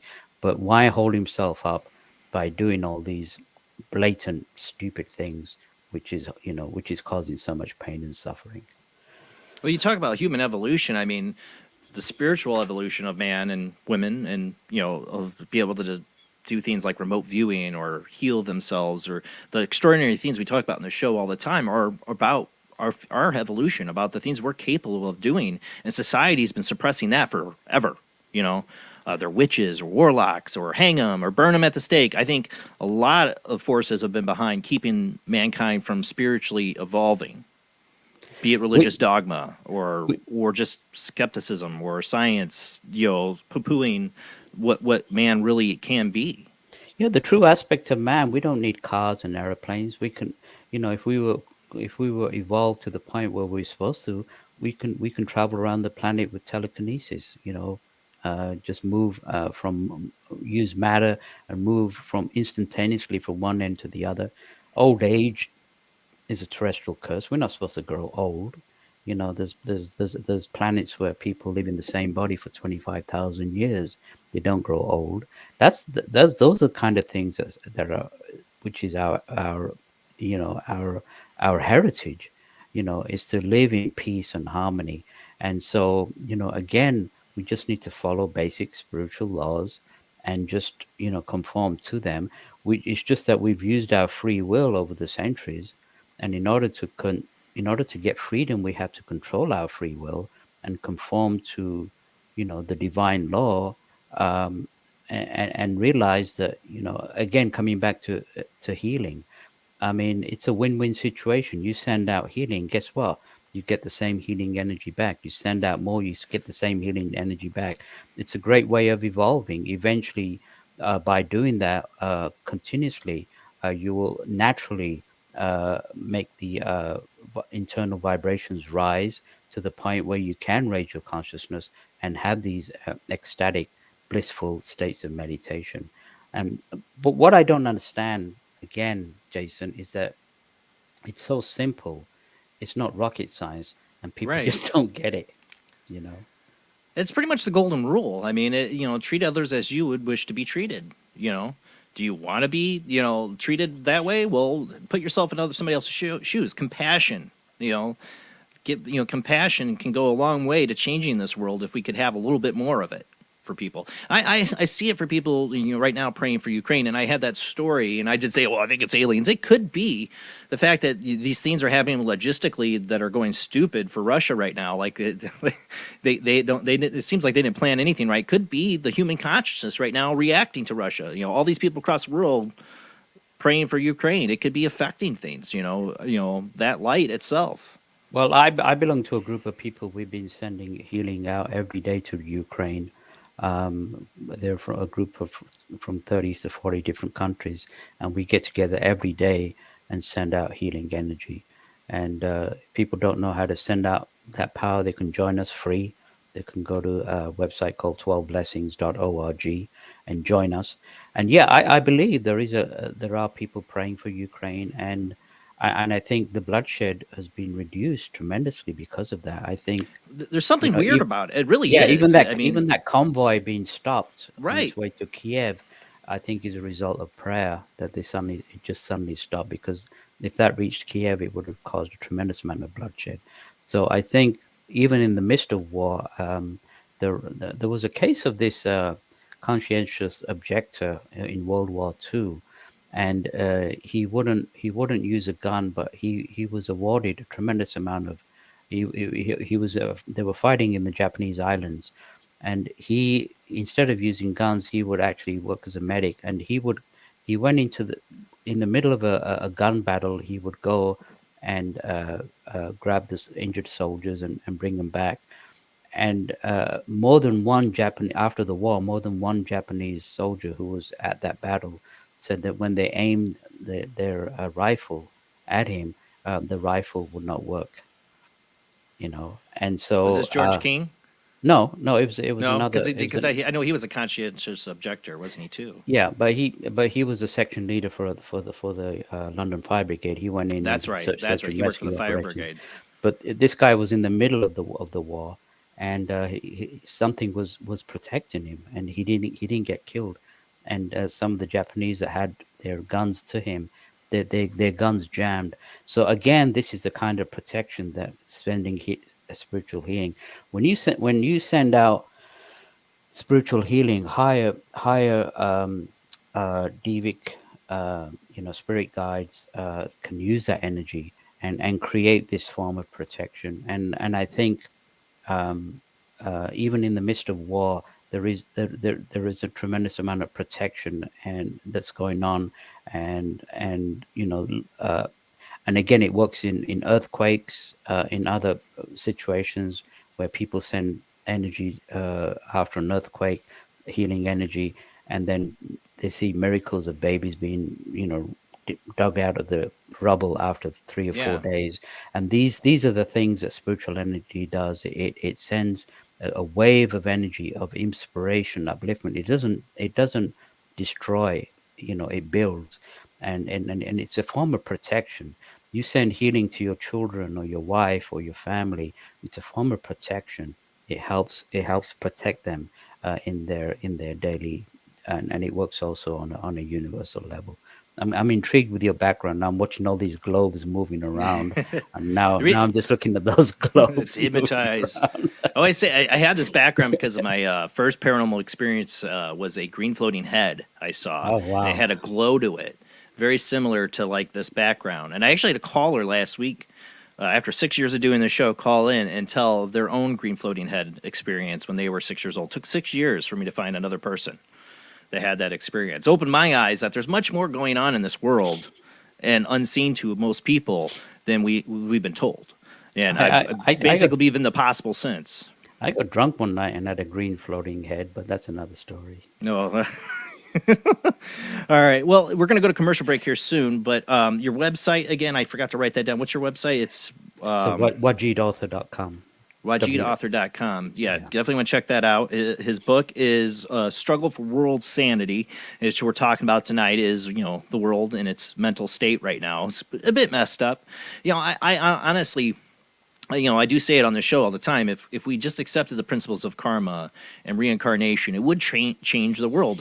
Like I said, the Gene Roddenberry vision of Star Trek. If we change our perspective about, our goals in life, what we want. Like I really honestly do feel like the luckiest man on earth to have a great wife and kids and a stable life and to have this family unit. I could be a millionaire, billionaire all alone and be completely unhappy, or I could be living the life I am right now and have what they don't have. I see it all the time. You see all these very unhappy actors and rich sports people. They're going through divorce. They're having all this miserable time, because that's life. It doesn't matter how much money you have. It's joy the things you do have. That's what I say. Start with gratitude for what you do have. And I know not everybody has this wonderful life I feel I have, but you can. I think it starts with being grateful for the things you do have. Absolutely. We're going to go to commercial break. When we come back, we are going to open up the phone lines. I had somebody calling in right away when we first started. Whoever that was, I had to find on my new phone, do not disturb for all the lines. But we will open up phone lines when we come back from this commercial break. So just hang in. You'll hear us when we come back, and I'll tell you when you can call in when we come back from this short commercial break.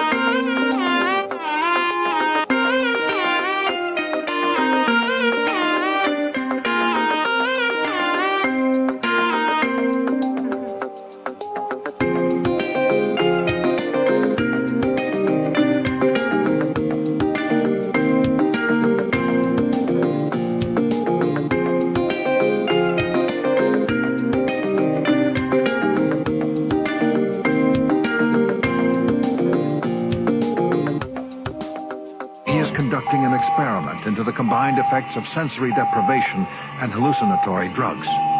The subject of the experiment is himself, and the experiment is out of control. Ken Russell's Altered States, a film that must not be missed, is in the West End now. Altered States, Certificate X. Do you wish for more paranormal and spiritual content? The Paranormal Chronicles magazine is a free digital magazine crammed with the very best in paranormal and spiritual articles and features. No sign-up, no subscription, just free reading and knowledge for you. Read today at www.paranormalchronicles.com/magazine.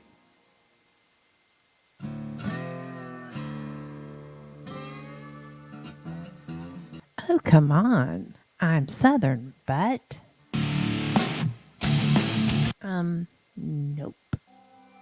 That'll do. Hello, I am Kat Hobson, host of Paranormal Experience here on WBHM Digital Broadcasting out of Birmingham, Alabama. I enjoy having guests from all areas of the paranormal, from ghosts to ufology to cryptids and beyond. You'll find some of the best researchers in their fields bringing you some great information. Join me on Wednesday nights from 8 to 10 p. Eastern here on WBHM Digital Broadcasting.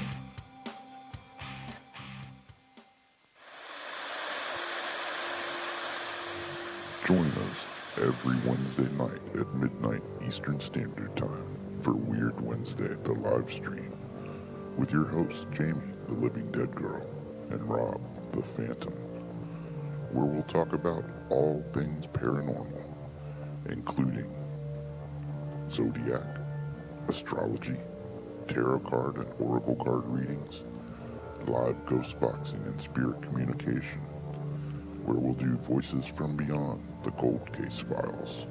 So we hope you join us live on Facebook and YouTube every Wednesday night at midnight Eastern Standard Time.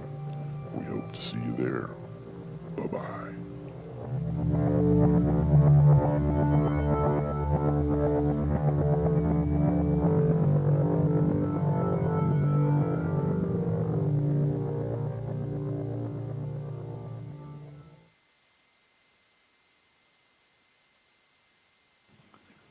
Paranation Magazine is a new paranormal magazine based out of Denver, Colorado.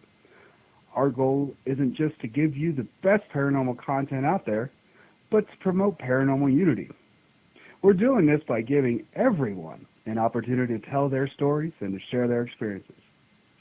For more information, follow us on Facebook at Paranation Magazine and soon, paranationmag.com. I've Never Met a Dead Person I Didn't Like is the extraordinary travels of a young, alone, and broke psychic in the highly anticipated new book from internationally renowned psychic, medium, medical intuitive, and best-selling author Sherry Dillard. Critics have described I've Never Met a Dead Person I Didn't Like as an engrossing memoir, an empowering story of how a broken girl came to accept her psychic gift, a refreshing and fun read. I've Never Met a Dead Person I Didn't Like is available through Amazon, Kindle, Barnes & Noble, and wherever books are sold.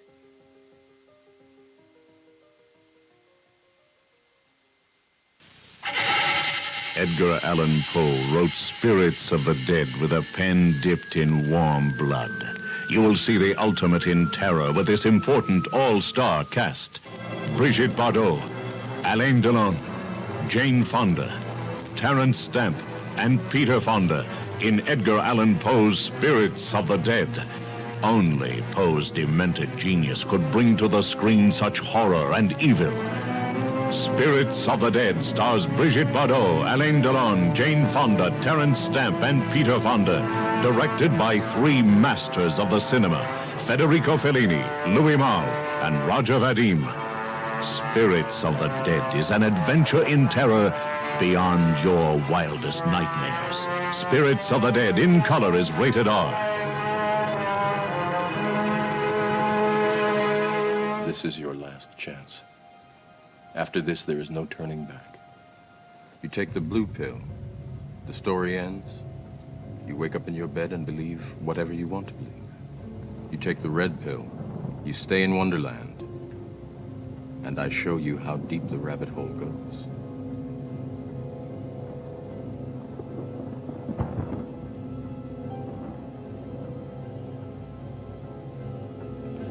Remember, all I'm offering is the truth, nothing more.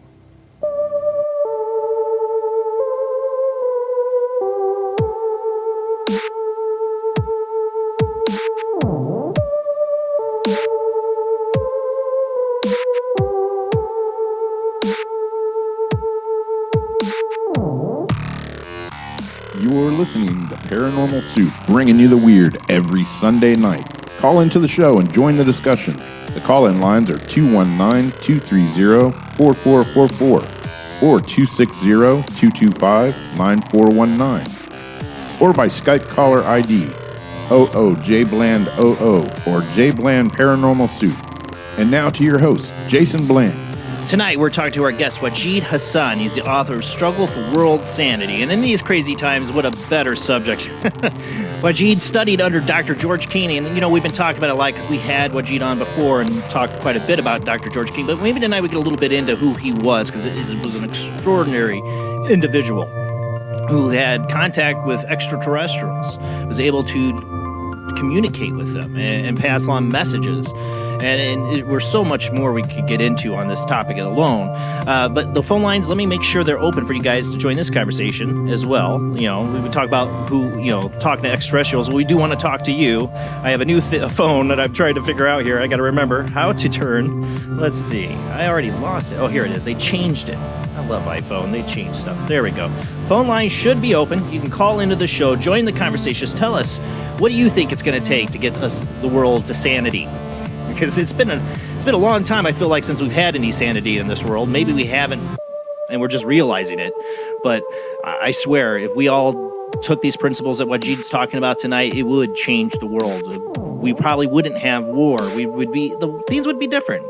Probably better, I would hope. So we got a lot to talk about. Let's go ahead and get back to our guest.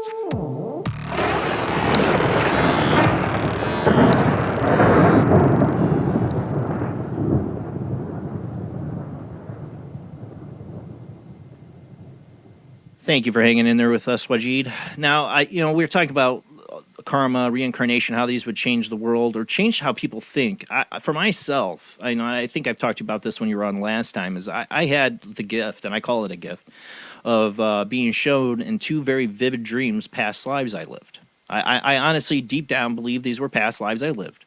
And one, I was a little black girl, and another one, I was a Buddhist monk. And both of those experiences, I mean, as vivid as those dreams were, left me with an eye-opening sense of my inner self, of who I really am. And we all live these personas. At a very young age, I came to realization that I'm not the person everybody pictures me to be. You know, that I'm starting to become this persona, but that's not who I am.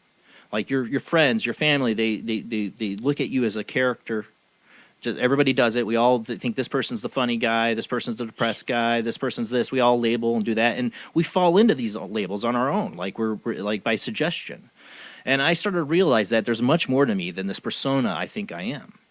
And I put on a persona here. You know, we all have a face but there's something much deeper to who I am deep down. And those two past life vivid dreams really awoke in me to who I am deep down, why I'm wired the way I'm wired. And to realize that I could be a little black girl, I could be this Buddhist monk, total different cultures, different time periods. It opens your eyes that you're so much more than this person here right now.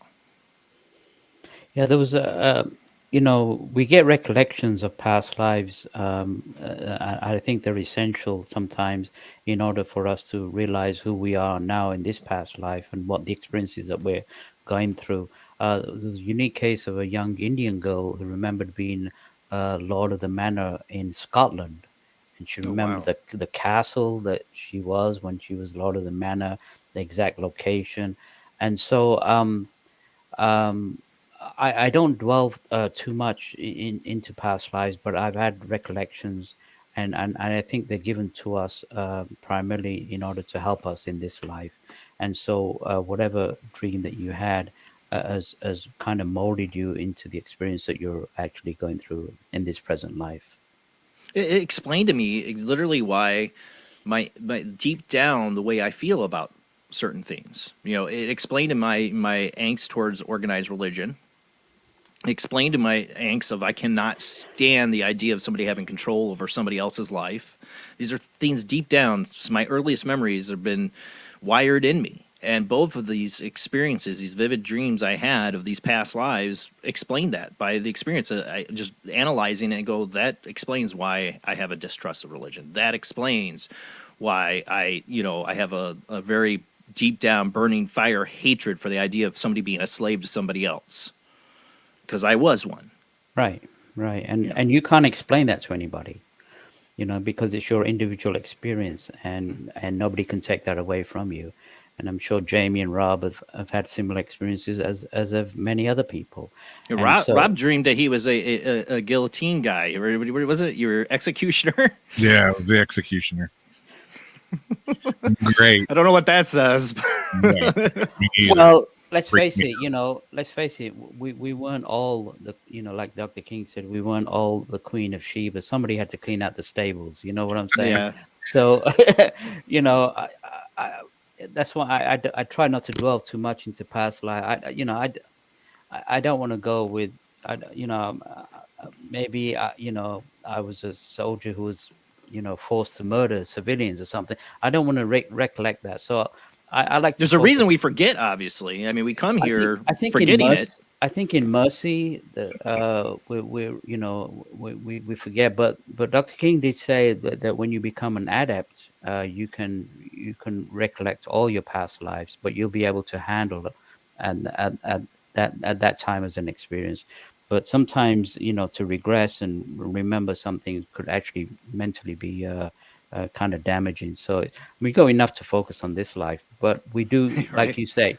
like you said, there are recollections of past lives that come to you. I mean, my sister went to Machu Picchu in Peru. She walked those places. She's like, I've already been there. This is like so familiar. And we go to places and we're like, oh yeah, I've been there. So, I mean, the evidence is just overwhelming, and people who go against it they just need to do a little bit more research. That's all.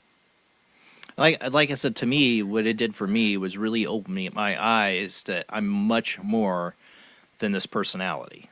This one personality, Jason Bland. I am much more, and it's the only time you're going to hear me refer to myself in third person. I'm much more than this personality. That there is something much deeper. The idea that, and it's also the idea of compassion and put yourself in other people's shoes. The idea that you could have been an executioner in the past life as much as the executed. You could have been both. You could have been a Hitler in a past life. You could have been a Buddha. You don't.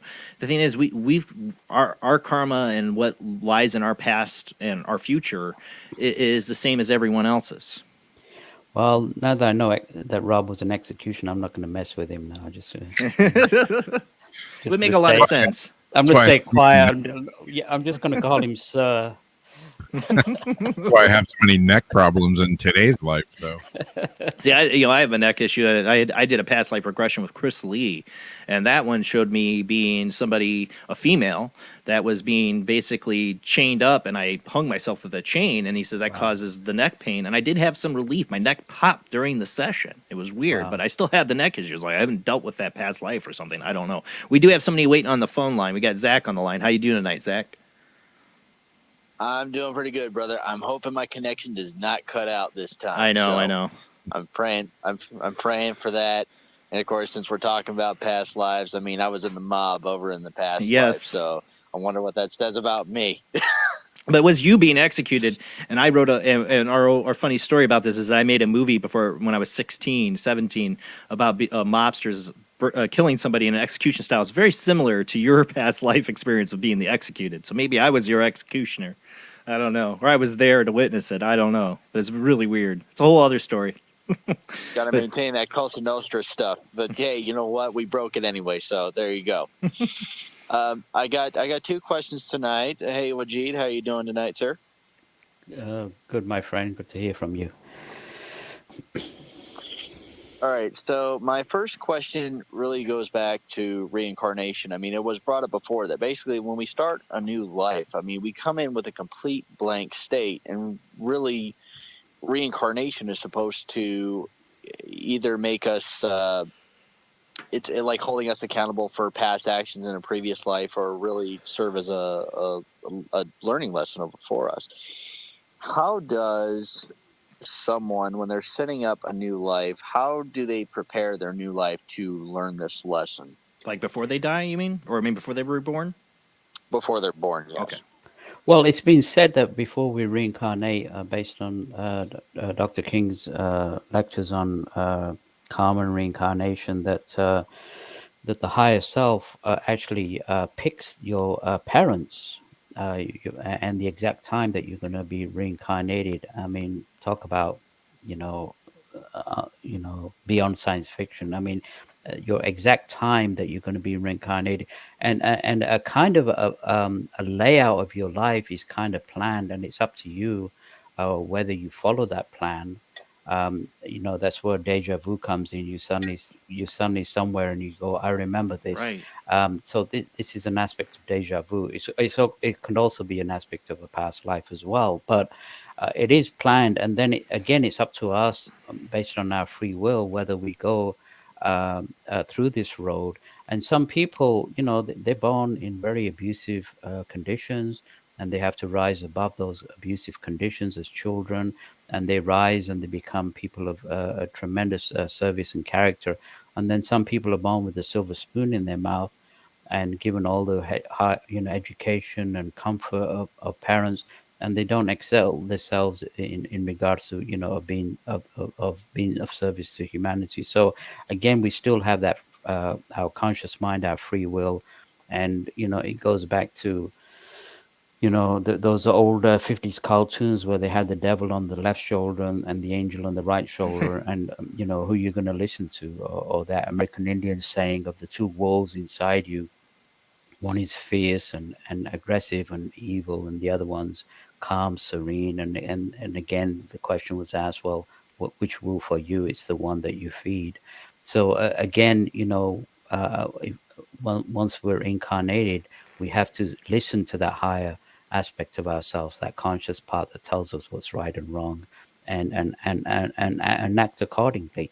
So again, we're given directions based on coming into a poor environment may not necessarily mean that you were rich and selfish in a past life. It may need certain experiences in order for that soul to grow, to learn those experiences. So it may not necessarily mean that you were a bad person in the last life. You may have to go through these challenges in order to progress and evolve into a better person.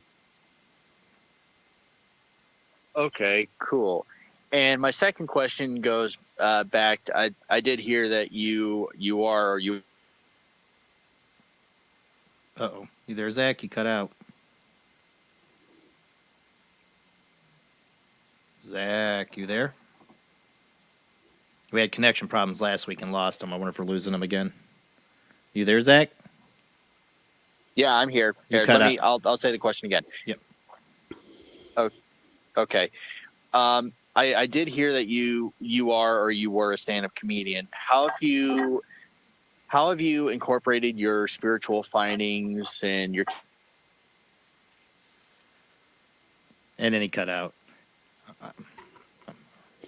I'm going to guess his question is like, how do you incorporate your spiritual ideas? Do you incorporate it at all? And would you've done your stand-up routine?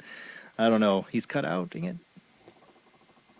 Well, my job was, in the technical field and stand-up and acting and all that. That was just my material aspect of my life.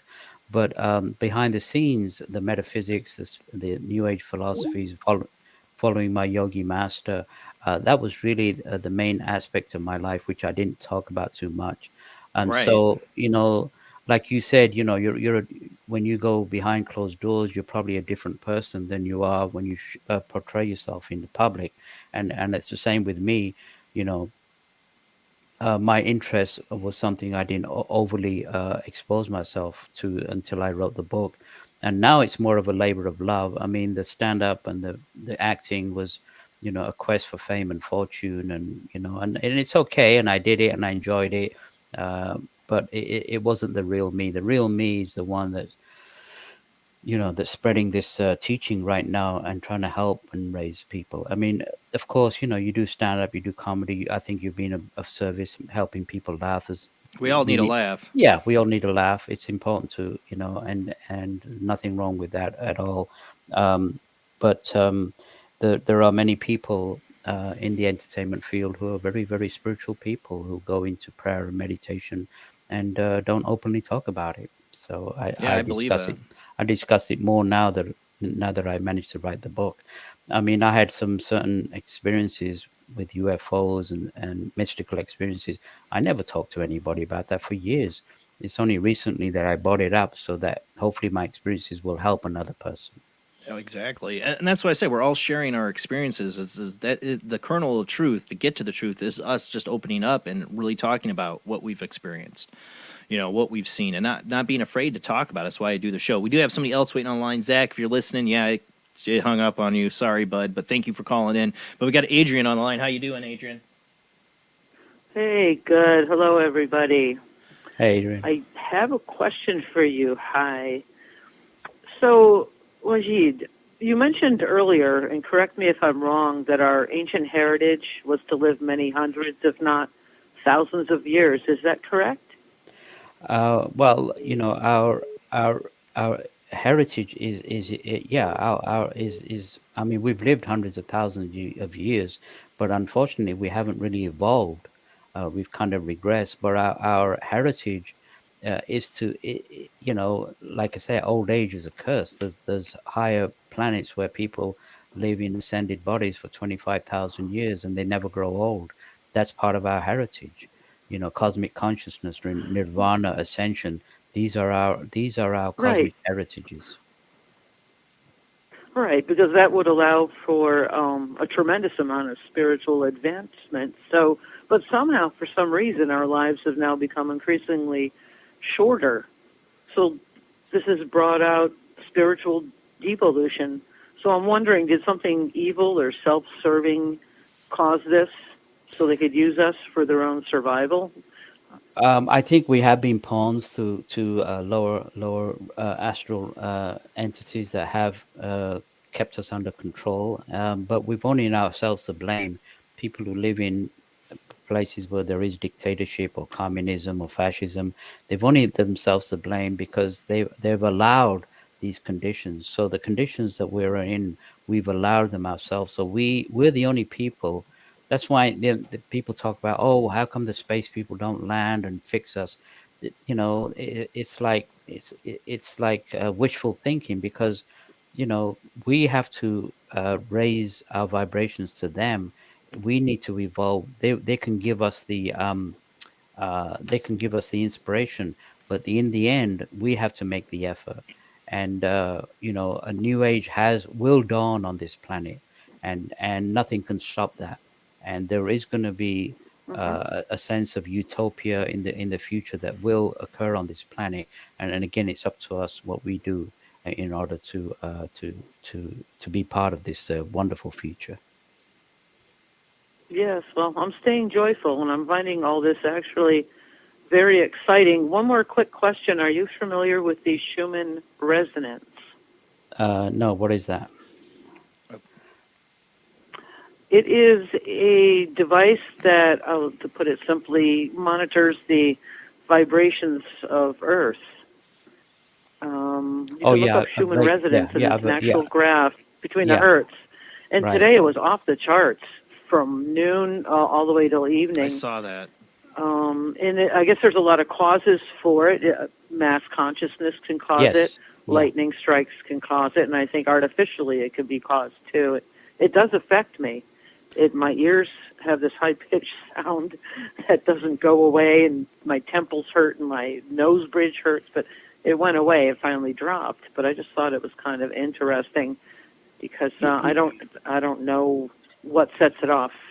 Dr. King said a butterfly flying in California has to affect the wind currents in Australia. Now they can't be measured, but he made an interesting point that on a global conscious level, we're all interconnected. So what happens to somebody on the other side of the planet has to affect us. Has to affect us because we're all metaphysically connected. I remember that analogy. Yeah, I remember that. That's great. All right, thank you for answering my questions. You're welcome. Have a good night. Thank you, Adrian. Bye. I saw Dan trying to call in. I had to hang up because I had somebody else online. You can call back in, Dan. We'll take your call. Yeah, I mean, I think you can feel like the conscious energy of I swear there is like this conscious energy that everybody's on the certain wavelengths at times and acting certain ways. You can watch how like a certain day everybody's different is like in a bad mood, like at your work or somewhere that like there's like an energy flow that's affecting everybody. if you open your eyes to it, you'll see it. You'll honestly see it affect everybody in some subtle way. Well, what the cosmic masters said also with this raising of vibrations, that people who don't conform to that in these days are actually apt to more violent behavior. And so we've seen that as well. We've seen a spike of violent behavior around the Oh, planet yeah. because people are not conforming. So another reason to conform to these energies right now. These are the worst of times, but they're also the best of times as well. I think it's a great time to be alive on Earth today because we can do more good in the midst of this darkness. They say the smallest light always shines in the deepest darkness. So we, as humanitarians, as spiritual light workers, as healers, we can do a tremendous amount of good based on the current situation that we're in. All right, we got Dan on the line. How you tonight, Dan? Good. How are you? Doing good. Thanks for calling in. Hey, Dan. Good. Hello, Wajid. I had a question for you. I just wondered your thoughts about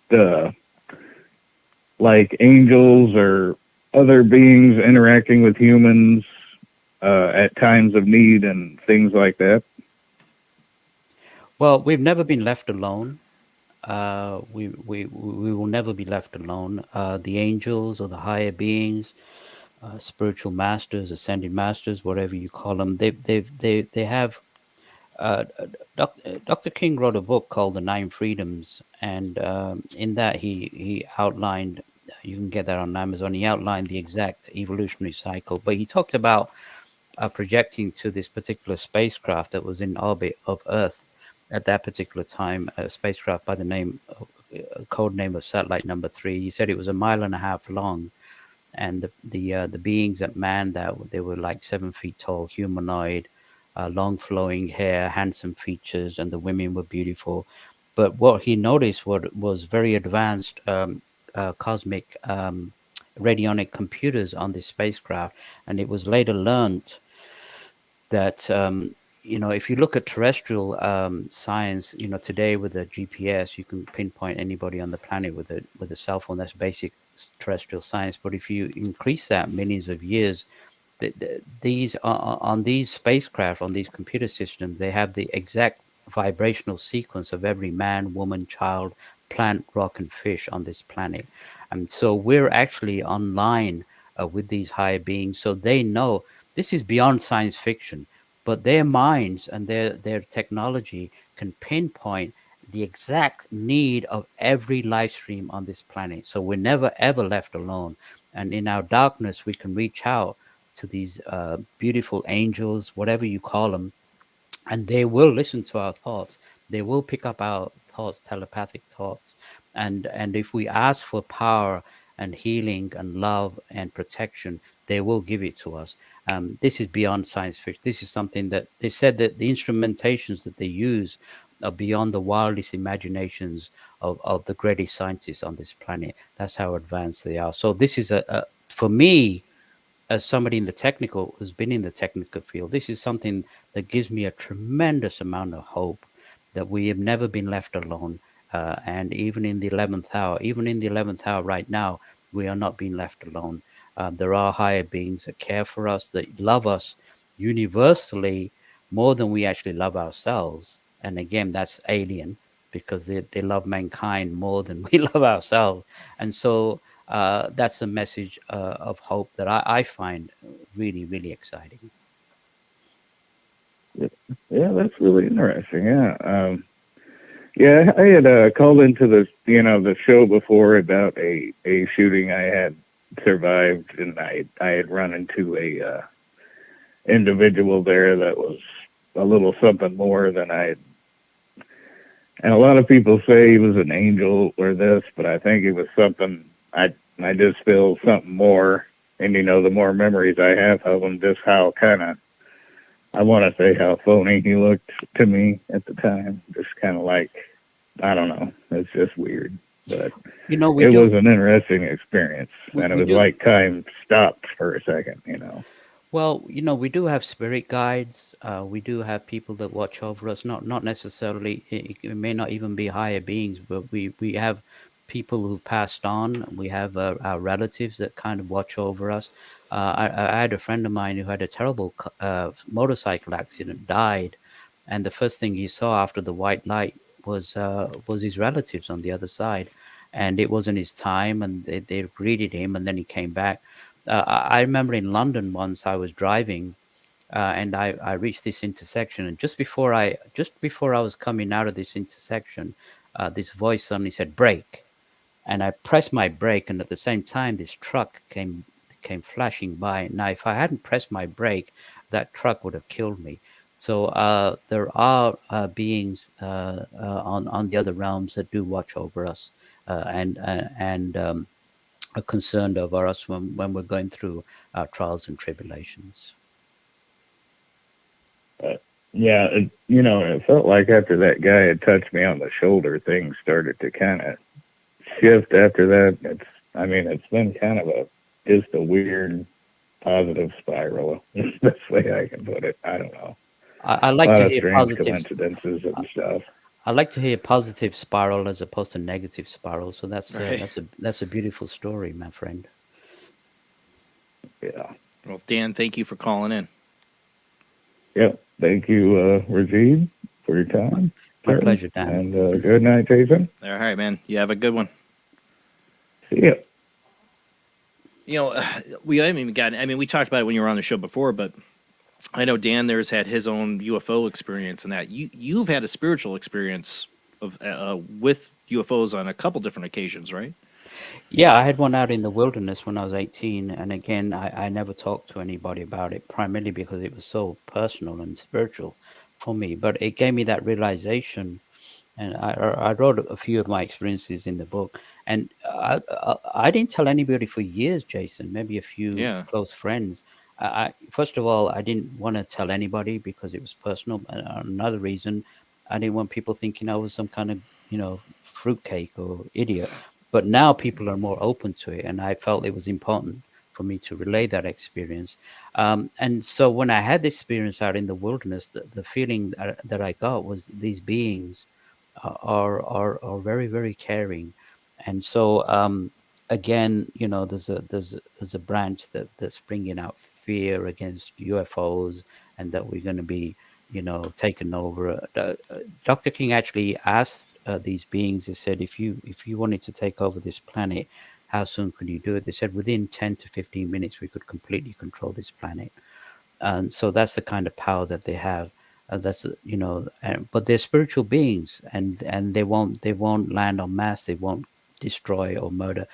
But it has been said that as the years go by, and the financial systems will eventually collapse, and the economies of the world will collapse, they did talk about another a master, a spiritual prophet. Well, I wonder about that. Well, I mean, if you look at all these times in history, we've had Jesus and Buddha and Allah. We've had these spiritual teachers come to Earth. There are obviously something, I don't want to say extraterrestrial, but extra dimensional about them, or they're on a very higher plane, or they, that we are almost in that precipice of another world change where one of these leaders should come about, right? Well, the cosmic beings said that Jesus, Buddha, and Krishna were not only from higher dimensions, but from different planets. They said that Jesus and his brother, the Lord Buddha, were from the higher dimensions of the planet Venus. Now, people kind of smirk and laugh in the old days, but even in Revelations, it's Jesus said that I am from the house of David and the bright and morning star. What is the bright and morning star? That's Right. Venus. And they said that that the Lord Krishna was from the higher dimensions of Saturn. But look how we treated the Lord Jesus. We crucified him. Right. Look how we treated the Lord Buddha. We made him beg for as a beggar for bread.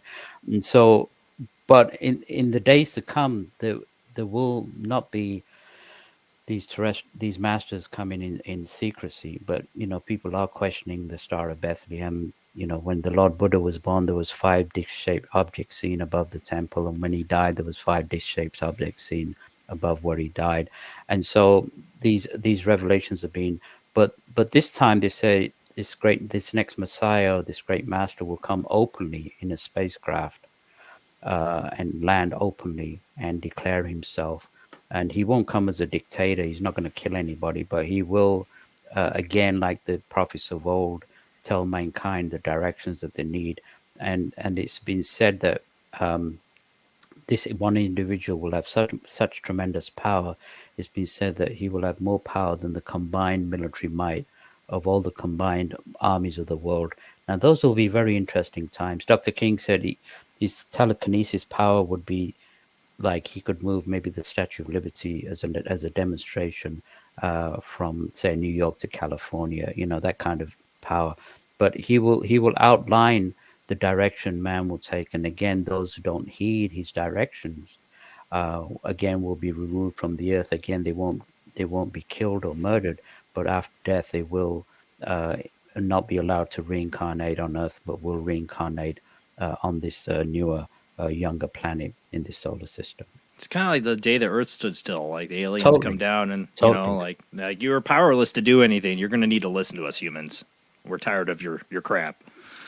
But you wonder, right? I mean, what it seems like the aliens have been running along the lines of like the Star Trek Federation's prime directive. Do not interfere. They can't just give us the flame from the Phoenix fire. They have to let us grow and make our mistakes and do our things. But at some point, they got to step down and say, "All right, children, listen up.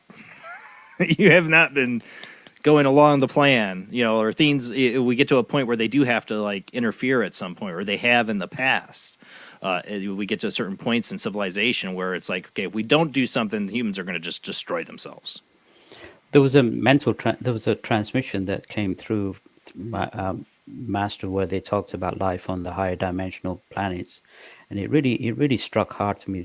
He said we don't have any wars and we don't have any graveyards, and I thought, wow, Well, I mean, we're talking about people living longer too. I mean, you look at the Bible and the people, the characters of the Bible live like 900 years, 1,000 years. Something's definitely changed. And Adrian made a good point. We'd be able to spiritually evolve a little bit better if we had a little bit more time on this planet. Yeah, the only setback of living 1,000 years is having a mother-in-law who's 1,010. Like, what are you going to buy her, for her birthday? So that's a little bit of a setback. Well, but it is true. I mean, we are gone in a blink of an eye. It feels like, and if COVID's done anything, it's made us realize how precious life is and short it can be, because we've lost so many people at young ages that should have lived many years. It is a short ride, and it is hard to grasp. A lot of people don't really figure things out until almost the end. Sometimes it feels 80, 90 years. I'm just beginning to understand my life, and then we could move on. Yeah. And start, exactly. You're right. It does seem, and I mean, it seems like we are in like some kind of imperfect system. It might be perfect, I don't know, but it seems like there is something wrong with the system of life and the cycle of life and death. I don't think there's anything wrong. It's just that it's just the way our evolutionary cycle is right now, and we just have to, Dr. King said, you can always invest in a money bank and gain some interest, but if you, continue to do good things, it will eventually, in your next life, you won't be as hindered, and you'll be able to, express yourself more spiritually. And you talked about COVID. Over the 2 years of COVID, people were isolated. They started rethinking about their lives. Like, I don't want to be a slave to the system. I want to do what I want to do. And so they realized that, we are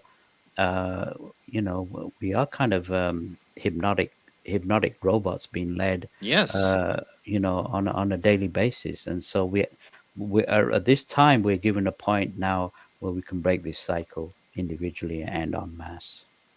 I think when I was in my 20s, I got into spiritualism a lot, and like I was meditating, and I'm like, why can't people just realize these ideas and be more spiritual? And then life happened to me because I was, young and stupid, and you have to work and make money, and then you have family you got to support, and you got all that. You're constantly, solving one problem for a new problem to come up. Life takes away, distracting you from anything remotely spiritual.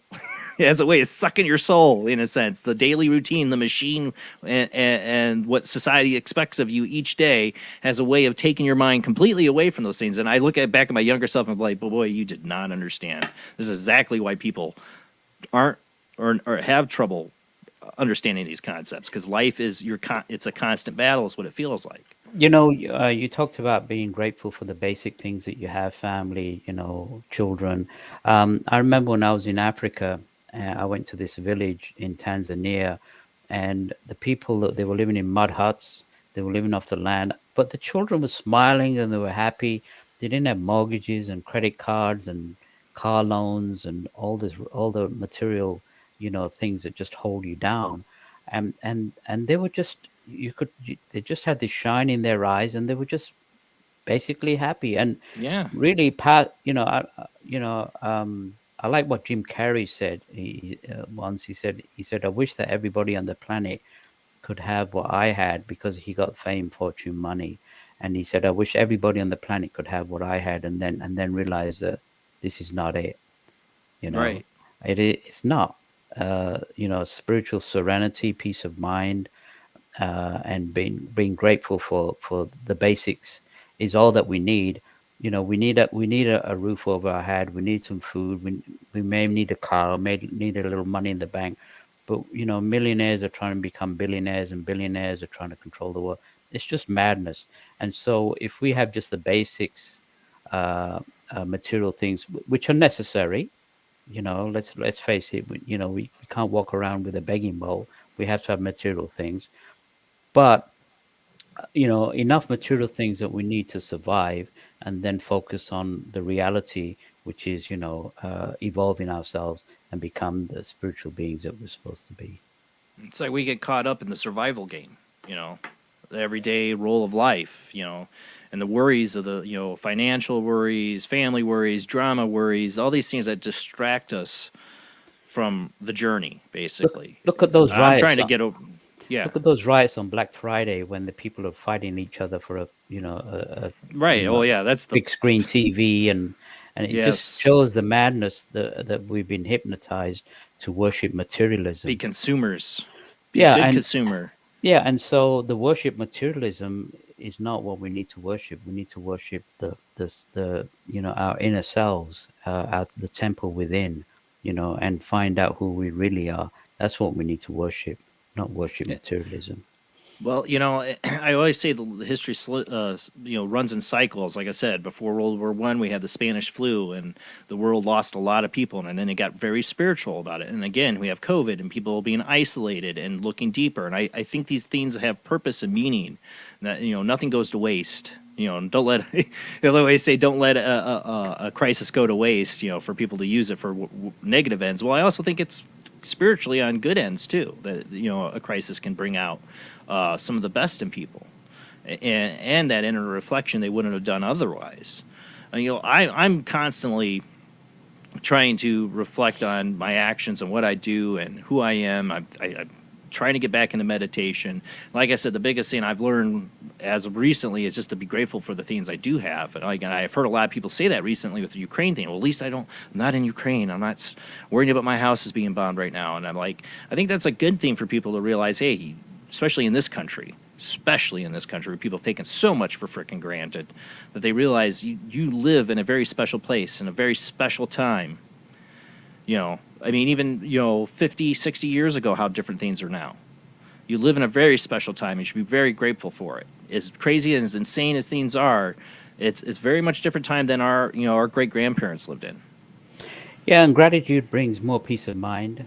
Just be grateful for what you have, and also accept, which I find very hard, is accept the painful lessons that we sometimes have to go through. It's easy to get happy and spiritual when life is good, but when we're going Right. through the hard, painful lessons, accepting those as part of life, that's very, very difficult. But even then, we have to keep an even keel. One of the things I'm a big Art Bell fan. I used to listen to Art Bell, and he had this guest on, and I'm totally blanking on her name. She was an Italian witch, and I can't think of her name at the moment. But she used to say, what is it? She used to say people will do, people can do good or be good when they are not given the tools to do bad. There's also the other side of it is that when people are given like the power to actually affect or make changes or do decisions that could affect other people be bad, that's when you truly realize somebody's character. You can be good all you want, you have no power to do anything. But once you're given the actual tool to control over people, then we'll see what you could do. She was talking about magic in that. And I think that's what we see with like the black magic and the powers that be. They have the tools to do bad, and they're doing it, and it's affecting the world. Go ahead, but sorry. again, they have to understand that there's repercussions for that, and that's what they don't understand. That's the stupidity of it. You Right. And that's what the point she was trying to make is that, people can be pretty stupid when they're given the power sometimes to be. You don't realize it until they're given the tool to do it. And I'm hoping our world's growing spiritually, that people are going to wake up to these ideas, especially society, the way we treat others, the way we look at others, the way we look at ourselves. Again, I think the ideas of karma and reincarnation and the spiritual ideas that Dr. George King was trying to get across to people, if just a little bit of that made it across the world as a society, we changed our perspective just a little bit more towards that, the world would just change drastically. Well, when I talked about we've not been left alone, Dr. King did mention that during his lifetime there were 3 specially trained spiritual adepts that were trained to go into these lower centers and transmute some of these evil forces. And he described that in a book that he published. So even, so you can be the most powerful black magician and you can have control over people. But when it's your karmic moment, it doesn't matter how powerful you are, you will go down. And I think because of these specially trained masters that went down and transmuted some of these evil forces, again, we're given a reprieve now. We should have been in a nuclear holocaust, and these forces are still trying to destroy us to gain that power. But they won't succeed, and if they do, again, they'll be taken to this other planet. But this new age that's coming, nothing can stop that. I was thinking about Chernobyl recently with the whole nuclear power plant being bombed in Ukraine. That was so scary, yeah. Yeah, but with Chernobyl, a lot of people said it should have been way worse than it was, and a lot of people speculate that aliens interfered in that case.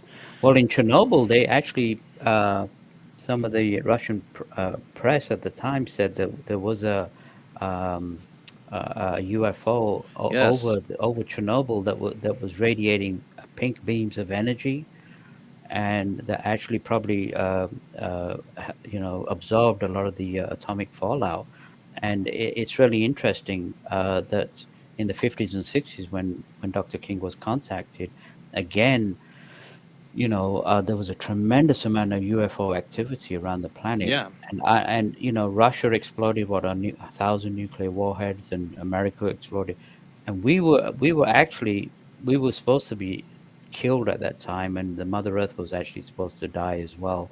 And I believe it was scientific intervention by the space people that actually absorbed a lot of that radiation that saved us.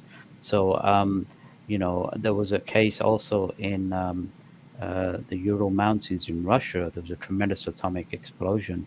Dr. King was told about it, and the Russian press hid it. And they said there was never any atomic explosion. And the cosmic masters that contacted him said that over 18 million people would have died from that explosion had they not intervened. And sure enough, in 1976, this was in the 50s, in 1976, a Russian defector came out and said, yes, there was an explosion in the Ural Mountains, and they couldn't contain it, and they were scared. So that, again, gave me proof that Dr. King was in legit contact with these higher beings who do watch us. And, they may not intervene directly by landing openly, but doing things like that by saving us from our own atomic folly is something that we can never repay back to them. I think there's so much evidence of that. If you look at the whole UFO history, modern UFO history, I mean, from Roswell and on, or even before Roswell, that their interest in our nuclear technology and what we could do with it is definitely there. I mean, you talk about the nuclear military facility had nuclear bombs where the UFO came and shut them down. That famous case. Yeah, And there's one yeah. in Russia where they turned them on. Maybe to make a point. But that they've always had this interest. Terry Lovelace, I had on the show before his incident at Devil's Den, and thing when he was in the Air Force, he was working at an installation that had nuclear weapons, and all these soldiers saw a diamond-shaped UFO floating right up there. So many UFOs around nuclear warships, nuclear power plants, Yeah, they're nuclear concerned. facilities. Yeah, because What we they- could really what- melt ourselves in this what whole the- planet. What they told Dr. King, they said don't use any no nuclear powerhouses, Right. the only thing that they suggested was X-rays, and that's about it. They said because they don't know the damage. Not only does it do on on the physical realm, but also on the subtle realms as well, because the radiation affects the other realms as well. So they said dispense of all these nuclear warheads, all these nuclear power plants, and the only thing that they said was to use anything radioactive is X-rays, and that's it. Leave all this other stuff alone. It's too dangerous. They don't know what to do with it. And if you look at Fukushima is an example. right, oh yeah, that radiation in the ocean should be way worse than it is. A lot of people are saying as Yep. well that they're actually helping keep the ocean from getting radiated. That it should be way worse. Because I remember the horror stories they say we're going to face, and we haven't so far. But there's still. I mean, it is leaking right now, radiation into our ocean. I'm just looking at you guys. Rob may be an executioner, but at least Jamie's a good witch. So that's hope. But this idea that we talked about the Cuban Missile Crisis, and now where we're at with Russia threatening, Right. bringing, because I mean Russia will use nuclear weapons if they're losing in a war. It's part of their strategy to use it actually on a battlefield, and that's what scares everybody. Well, let's hope that it they could doesn't go to this point. Let's hope it doesn't go to that. Again, Dr. King's organization, he invented spiritual energy radiators that can attune to the higher space frequencies coming from the cosmic masters, and energy is actually being sent out through these spiritual energy radiators that he built out to Ukraine and Russia right now. And it could explain why they're having such a logistics nightmare. Like I said, it doesn't make any sense. It Could honestly be, really and doesn't. then there's prayer circles and people around the planet are praying. Don't underestimate the power of prayer. And it's not a religious thing. Whenever No. people talk about prayer, everybody gets, because people raised as Catholics, or in my case, as an Orthodox Muslim, they don't like this punishing Allah or a punishing God, and you're going to be doomed to hell in eternity. And so when it comes to prayer, they're hesitant because they've been told to pray for their salvation and not Right. go to hell. It's got nothing to do with that. Prayer is a metaphysical yoga practice, which is uplifting and healing, and sending out energy is not just to a fearful punishing God. It's just that's all rubbish. Right. These are natural energies that come from the sun. That's why people in the past worship the sun as a god. It's not the ultimate god, but without the sun, we would have no life. Without the Mother Earth, we would not be able to exist. That's why the indigenous tribes worship the earth. That's what we need to do. We need to send prayers to the earth, to the sun, to the cosmos, and then we need to radiate this natural energy, which is again part of our normal everyday life. Is to give thanks, like you said. People take for granted even the air that we breathe. Dr. Right. King said with a couple of nuclear warheads in the right position, it could destroy the gaseous envelope around the planet and could Right. It kill us doesn't all. take much, and we It have doesn't a ton take of it. much, and we don't take and we take for granted that the sun's going to rise every day and set. These things we just take for granted, and so we shouldn't take for granted the beautiful planet that we live on, and we shouldn't take for granted the sun that gives us energy, that gives us life. We need to appreciate all these, from the small to the external and the large. Absolutely. Well, and that's what I said. Early on in the 50s, when we were testing these nuclear weapons, we didn't know what the heck we were doing at all.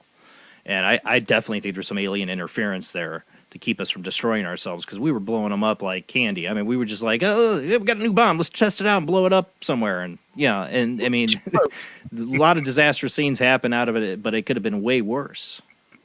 Yeah, and then we dropped bombs on Hiroshima and Nagasaki. It's like we won't even go there, you know. Yeah, I know. I mean, my worry is that there's still going to be, in a sense, for this country, a karmic payback for that, for Hiroshima, that we will see a nuclear weapon detonated in this country. Well, let's hope not, and let's focus on the positive. We have beings who are more powerful than all the generals and all the politicians and all the black magicians on this planet, and so I would rather look up to these beings than anybody on this planet, and I have to have faith in the higher beings, in the higher, because these beings again, they're more evolved than we are, and they want us to become evolved. And so, again, we have to have faith, like the prophets of old had faith, and we need to bring that faith into active manifestation by sending out the spiritual light. So we shouldn't be scared. We shouldn't allow this fear. Fear is also a weapon of the dark forces. True, very true. And so it's easy to be fearful. I wake up in fear, anxiety, and depression every day. I have to fight it. Yeah, well, me and Jamie and Rob talk about this all the time. It's like the younger generations and our generation of so many people we encounter, like dealing. It just seems like, I don't remember this as a kid, people dealing with so much anxiety and depression issues the last 10 years or more. I mean, I see these 20-somethings, they're all on all these different medications, and they can't deal with anything, like anything in life. I don't blame them. Yeah, I know. And we have a responsibility to the younger generation. By I think we're letting them down big time. Yeah, we have that responsibility to the younger generation by being examples to them. And these young children, we want them to be on a planet not raging with radioactivity or pollution, but we want them, we want to leave some kind of legacy. So as adults, it's our responsibility. It's not even a request; it's our responsibility to change this planet. Like Mahatma Gandhi said, "Be the change you want to see on this planet." So it has to start with us individually. Peace is every step. Thich Nhat Hanh, who recently passed away, I always loved that just simple idea. Is like, you want peace, you have to take the steps on your own for peace. And that's, you can't change what's happening in Ukraine. You can't change what Russia's doing. All you can do is an everyday what you do to bring peace to the world. That's the only thing you can control is your own actions. You can't control the actions of the world or others. All you can do is what you choose to do. And I always thought Thich Nhat Hanh was brilliant in that just simple idea. Well, I think on a collective we can bring peace to, if enough people get together and send out light. I think we can bring peace to Ukraine and Russia.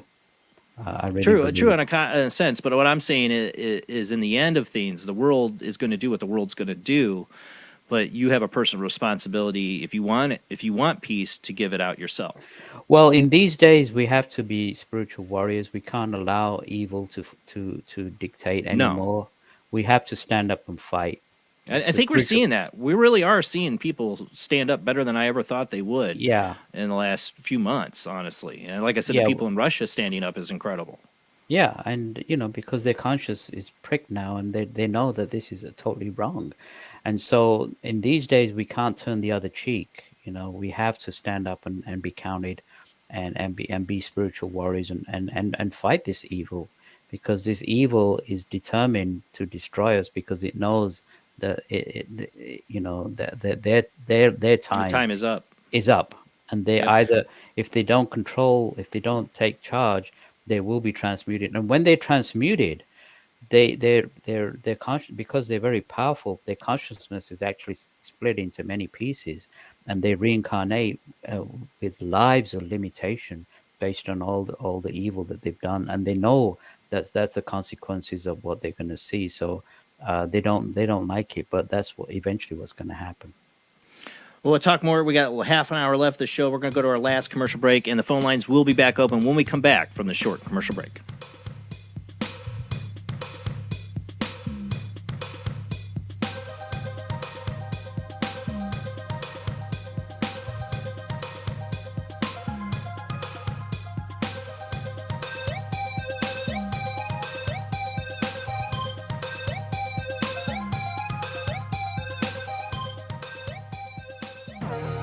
intercepted a transmission of unknown origin. Transmission? Out here? SOS. Human. Unknown. Alien. Certificate X. Exclusive engagement at the Odeon Leicester Square. Now. Any systematized transmission indicating a possible intelligent origin must be investigated. I don't want to hear it. In space, no one can hear you scream.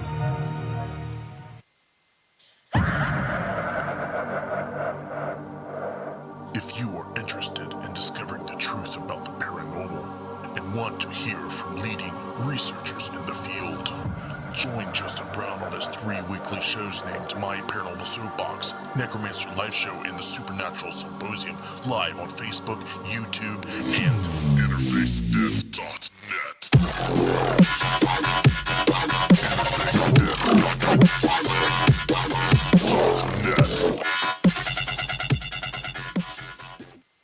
This is an APAC studio presentation. Hi, I'm Barry, owner-operator of Barry's Barometer Barn. Lately, I bet you've been lying awake at night asking yourself, how many barometers do I really need? Well, at Barry's Barometer Barn, we think you need more than one. Otherwise, we're gonna go out of business. Remember, at Barry's Barometer Barn, we don't know the meaning of high-pressure sales. Come on, folks, buy another barometer. I'm trying to put my kids through college, I've got a family to support, and a secret mistress who isn't cheap. Visit Barry's Barometer Barn, 000 Storm Drive. Come on, folks, buy a barometer. I'm Barry's older brother, Larry, and every time one of you people walk past the store without coming in, Barry beats me.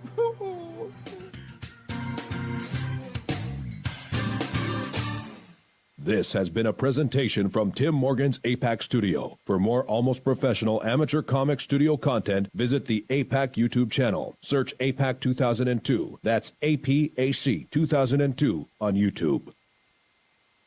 When Alex Gardner is asleep, he has an extraordinary gift. The government wants it, the scientists want it, but to keep it may cost him his life. It might be better if Alex didn't sleep at all, but he cannot resist entering the dreamscape. Can you? See Dreamscape in the West End and all over London now. Certificate 15. It takes an extraordinary adventurer to enter the dreamscape. Are you intrigued by Paranormal Talk Radio? You'll love the new Paranormal Radio app from Talkstream Live. You'll find a great selection of talk shows covering UFOs, ghosts, strange phenomena, and much more. Download the Paranormal Radio app now and start listening to the very best in paranormal talk entertainment, including the network you're listening to right now, the Paranormal Radio app, free in Google Play and the iOS App Store. Join us every Wednesday night at midnight Eastern Standard Time for Weird Wednesday, the live stream, with your hosts Jamie, the Living Dead Girl, and Rob, the Phantom, where we'll talk about all things paranormal, including zodiac, astrology, tarot card and oracle card readings, live ghost boxing and spirit communication, where we'll do voices from beyond the cold case files. So we hope you join us live on Facebook and YouTube every Wednesday night at midnight Eastern Standard Time. We hope to see you there. Bye-bye.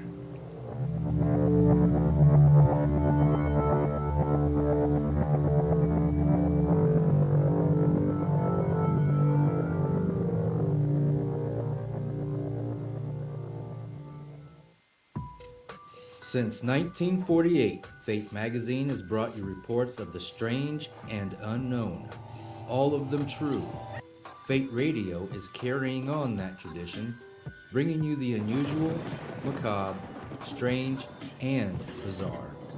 Join host Kat Hobson Sunday nights from 8 to 10 p.m. Eastern on WBHM Digital Broadcasting.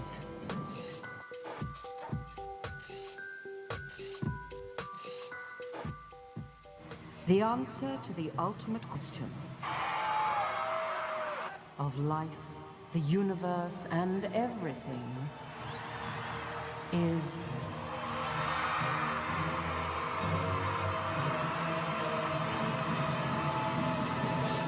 $42.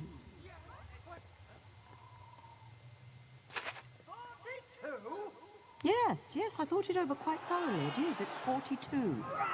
It would have been simpler, of course, to have known what the actual question was. But it was the question. The ultimate question. Of everything. That's not a question. Only when you know the question will you know what the answer means.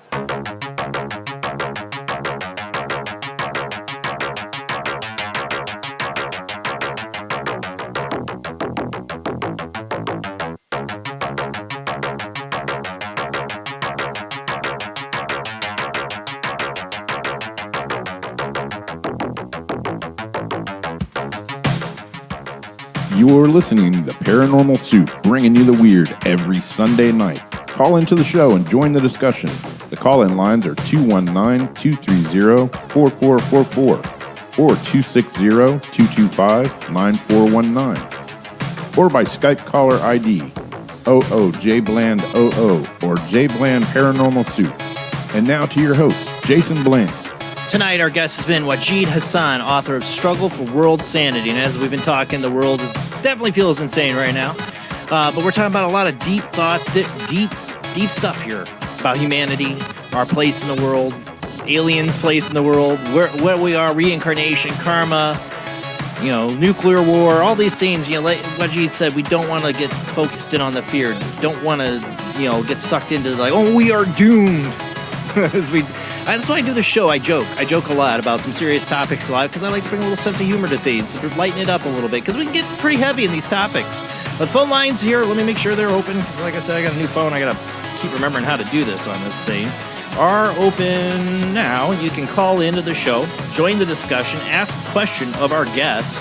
But we got a lot to get to and a little bit of time left, so let's go ahead and get right back into it.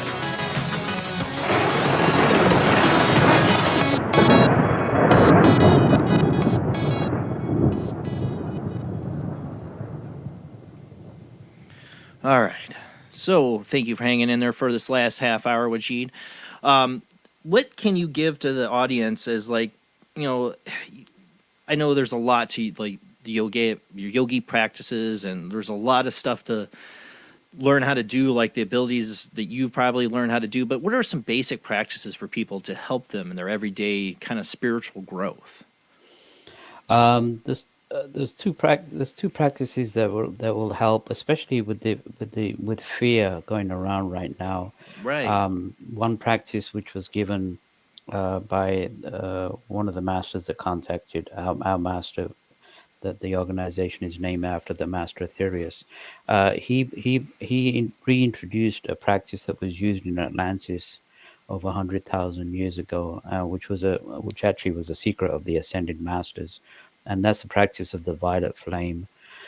And he gave it freely. Some people actually use it, making money trying to teach people the practice of the violet flame. So if somebody says that to you, ignore it. He gave it freely. It will protect you from negative vibrations that are occurring around the planet right now. And all you have to do is sit still and just visualize coming from the Mother Earth again, the breathing, living goddess, bring up this violet flame of protection. It'll come up as like a soft, velvety feeling, and use that practice often, especially when you're going through journeys, you're going in your car. You can bring that violet flame around your house, protect your. You're saying violet flame? Violet, like the color? The color violet, yeah. So if you don't know how to visualize violet, look up the color violet.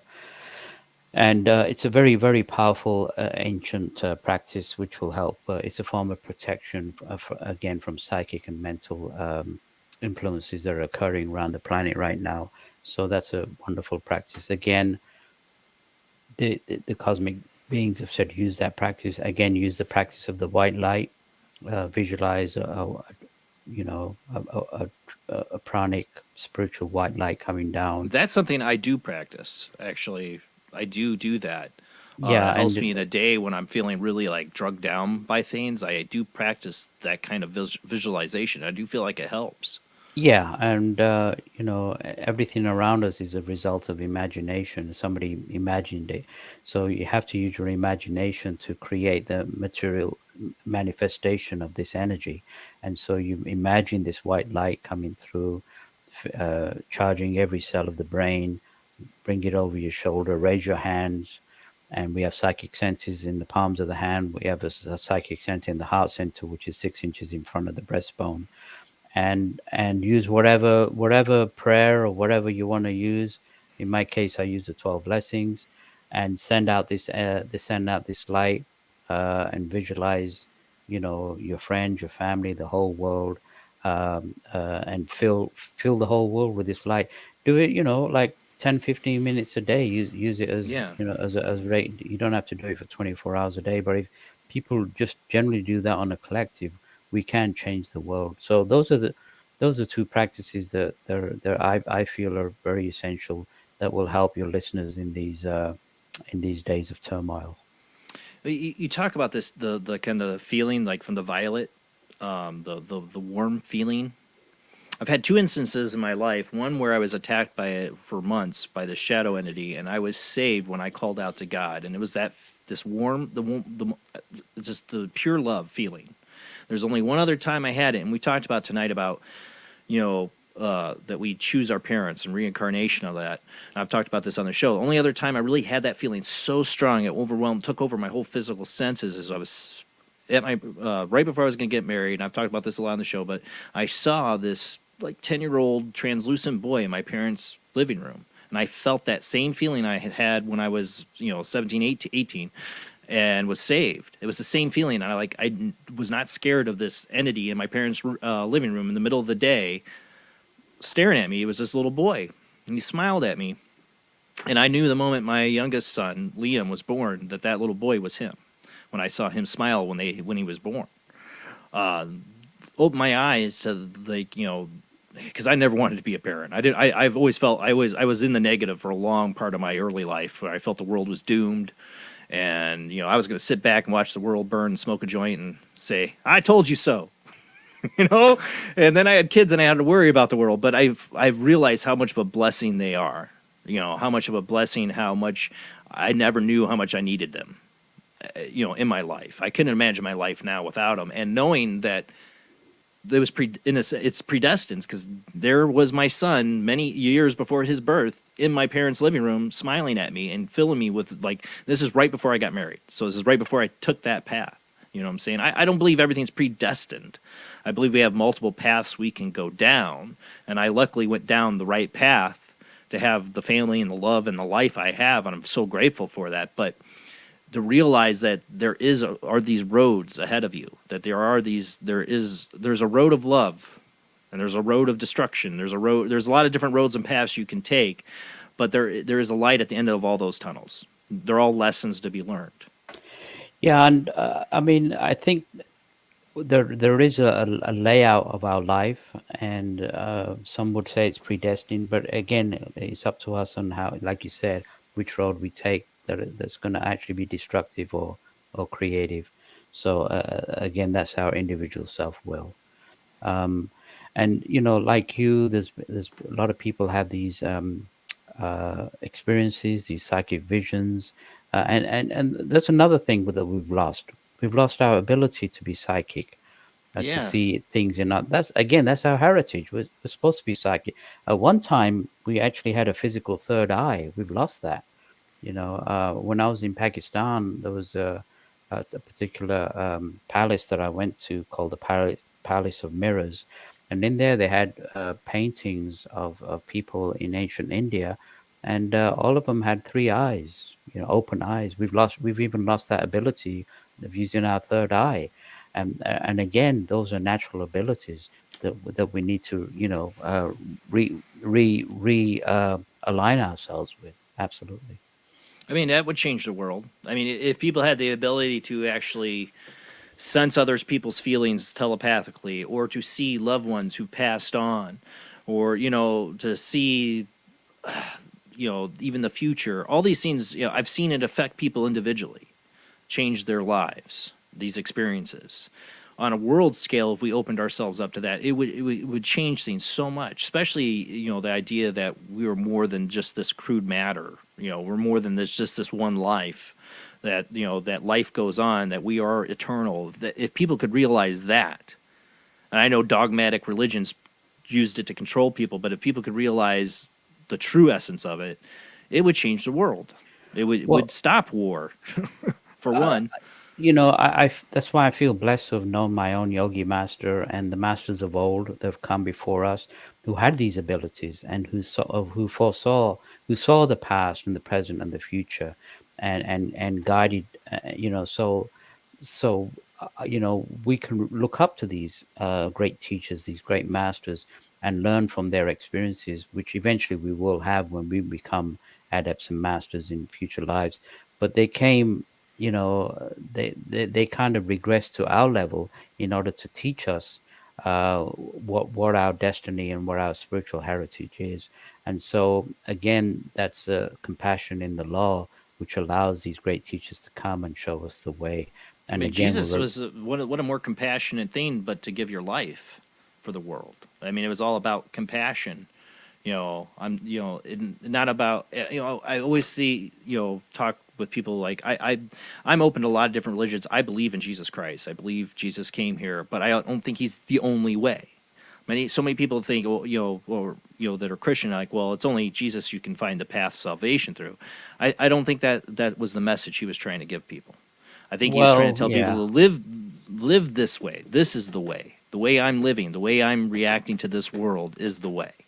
Well, that's where the dogma has come in to say that's the only way, and and they say other prophets, either you follow them or it's the only way. That's just a dogma, and none of these leaders, these prophets, ever said any of that. Right. They just came in different times, different cultures, but their messages are all the same. If you get down to the real message, I mean, of Jesus, I mean, he sat with, whores and thieves, and he didn't judge any of them. Right. That should say a lot. Yeah, he didn't sit on a gold-plated throne in the Vatican, but we won't go there. Right. Well, we should go there. We should question that. Why? How many years does that church need to exist for people to say that's a bunch of bull? You know what? That is a bunch of bullcrap. What religion needs a bunch of gold? What religion needs a bunch of money to hold itself up? We have to start calling this crap out. Unfortunately, it becomes a business, right? A money-making business, and a lot of the religions. I mean, Joel Osteen has how many private jets? I mean, people got to stop giving their money out to these things and start looking for real spiritual truths. You're right, exactly. The biggest clue to if this religion's right, or if this religion has like a pathway of enlightenment for you, is what's it doing when it's asking you for your money? There was a guy by the name of Edie, and nobody's heard of him in the West, but he started in Pakistan. He started a charity, and he said, bring me all your, because a lot of people who had deformed children were leaving them on the streets. And he said, bring me all your deformed children and I'll take care of them. And he grew this charity in Pakistan that went nationwide. And he and his wife, they lived in a simple house. He never kept any of the money that he made from this organization, and he went nationwide. And these are the people I respect, Right. Totally respect. But we let so much slide in this country. I mean, the fact that Joel Osteen, I'm sorry, I'm going to call the guy bastard out. The fact that these people exist and that there's suckers born every day giving their money to them for salvation, I don't know what they're thinking. We got a lot of room to grow. And I would, internally and externally, the reason that, why does the Catholic Church exist? I'm sorry if you're Catholic. I'm not trying to dog the religion in itself. I'm talking about the organized church, the politics of it, why it exists, why they're able to have the power that they do. And then they're not the only ones. There's I could call out a number of organized religions out there that are making plenty of money off of people that it's a bunch of crap. Yeah, but Jason, you have to understand that also will be changed. That will be transformed. And the Orthodox religions, either, the cosmic being said if they don't teach the law of reincarnation, they will be replaced. You're right. By a newer generation. So I think that we are seeing that. No, we are seeing Yeah. that because look how much lack of influence they have anymore. And people are leaving organized religions by Right. their drones because they don't answer the real questions. speak the that people truth. But they don't answer they don't have the answers Right. to what the real masters are talking about. They can't answer that. They say, "Oh, just shut up and listen to us." And the younger generation has said, "No, we're not going to shut up. We want to know Exactly. the answers. What are your thoughts about UFOs or the cosmos?" They can't answer these questions, and they don't want to teach reincarnation because it means that their control will be taken over. Religion, see, this is my problem, is with religion, it becomes a dogmatic thing because this is the only way, nothing should be questioned, when religion and spirituality, especially spirituality, should be about questioning, should be about seeking the truth to reality, to life. One statement I really liked, somebody said, I'm not sure who quoted it, but they said that religion is for those who are trying as hard as possible not to go to hell, and spirituality is for those who've already been there. Live through it, right? Yeah, exactly. That's a great quote. But that's so true. I mean, some of the most spiritual people I've ever met are people who've lived really rough lives, real rough lives. They've lived in very hellish situations, and they come out of it. The new religion of the future, there's only going to be one religion, and that's service to others, regardless of race, color, creed, or religion. That is the new religion, service to others. That's what counts these days. Doesn't matter who you are, so long as you're serving. You're doing karma yoga, which is the yoga of service. That is the call of action today, and you're not judged. Even the mass murderers in the lowest astral realms, everybody is given an opportunity to rise, and even those in the lowest of low, if they do service to others, they can raise themselves. So, and that's what I love about the cosmic beings. They don't look at the so-called spiritual nice person. They reach out to everybody. In fact, they show more love to the people in the lower realms than they do to the higher realms, because they're the ones that need the most help. The people that go to the leper colonies, people that go feed the homeless, and the starving. Those are the people that are really actually doing the work, the real work in these days. That's what I believe. Yeah, you can see it. I mean, that's my worry of modern civilization here in America is, we get so caught up in the stupidest arguments, especially like politics and the things we argue about. Is like, if you guys could just really look at what you're talking about, it's meaningless. All of it's meaningless. Well, what the cosmic masters, they had a sense of humor. Said they're standing jokes of the political systems of this planet. Yeah, it is a joke. It's a joke. Left fighting right, right fighting left. I mean, it's dividing. It's not cooperating. And and they said the solution right now is cooperation between religions, cooperation between countries, cooperation and understanding. That's the only thing that's going to save us. And so, what does cooperation mean? It means forgiveness. It means moving on, not holding on to past resentments of what you did to us and what we did to you. All that it's another aspect of, basic spiritual laws is forgiveness and moving on. And people are not prepared to do that. They're willing to hold on to resentments and hate. And it goes on especially in this society. I mean, goes what's been on for going centuries. Yeah. Well, in this society now, it's like people are looking up tweets you made like 4 or 5 years ago and bringing it out to cancel you and destroy you. And everybody's doing it on both sides. I mean, it's not just one side doing it. Both sides are doing it to each other. And the political aisle in America, it's become this whole thing of like, there's, people say stupid things all the time. People do stupid things all the time. But where's the forgiveness? Yeah, which one of us hasn't done stupid things? Right. Right. When people get all offended by some actor saying something stupid, I mean, like Whoopi Goldberg, I think what she said was completely stupid and horrendous. But I don't hate her. I don't hate Whoopi Goldberg. People are putting out hate towards her. She's an actress. They say dumb stuff all the time. Yeah, social media. There's people they've committed suicide because of social media Yeah. bullying. Yeah, terrible. We don't need that. We don't need that. People need to lighten up, for one. I think this world would be so much better if people just lighten up and not stop taking themselves so seriously and taking all this crap so seriously. Yeah.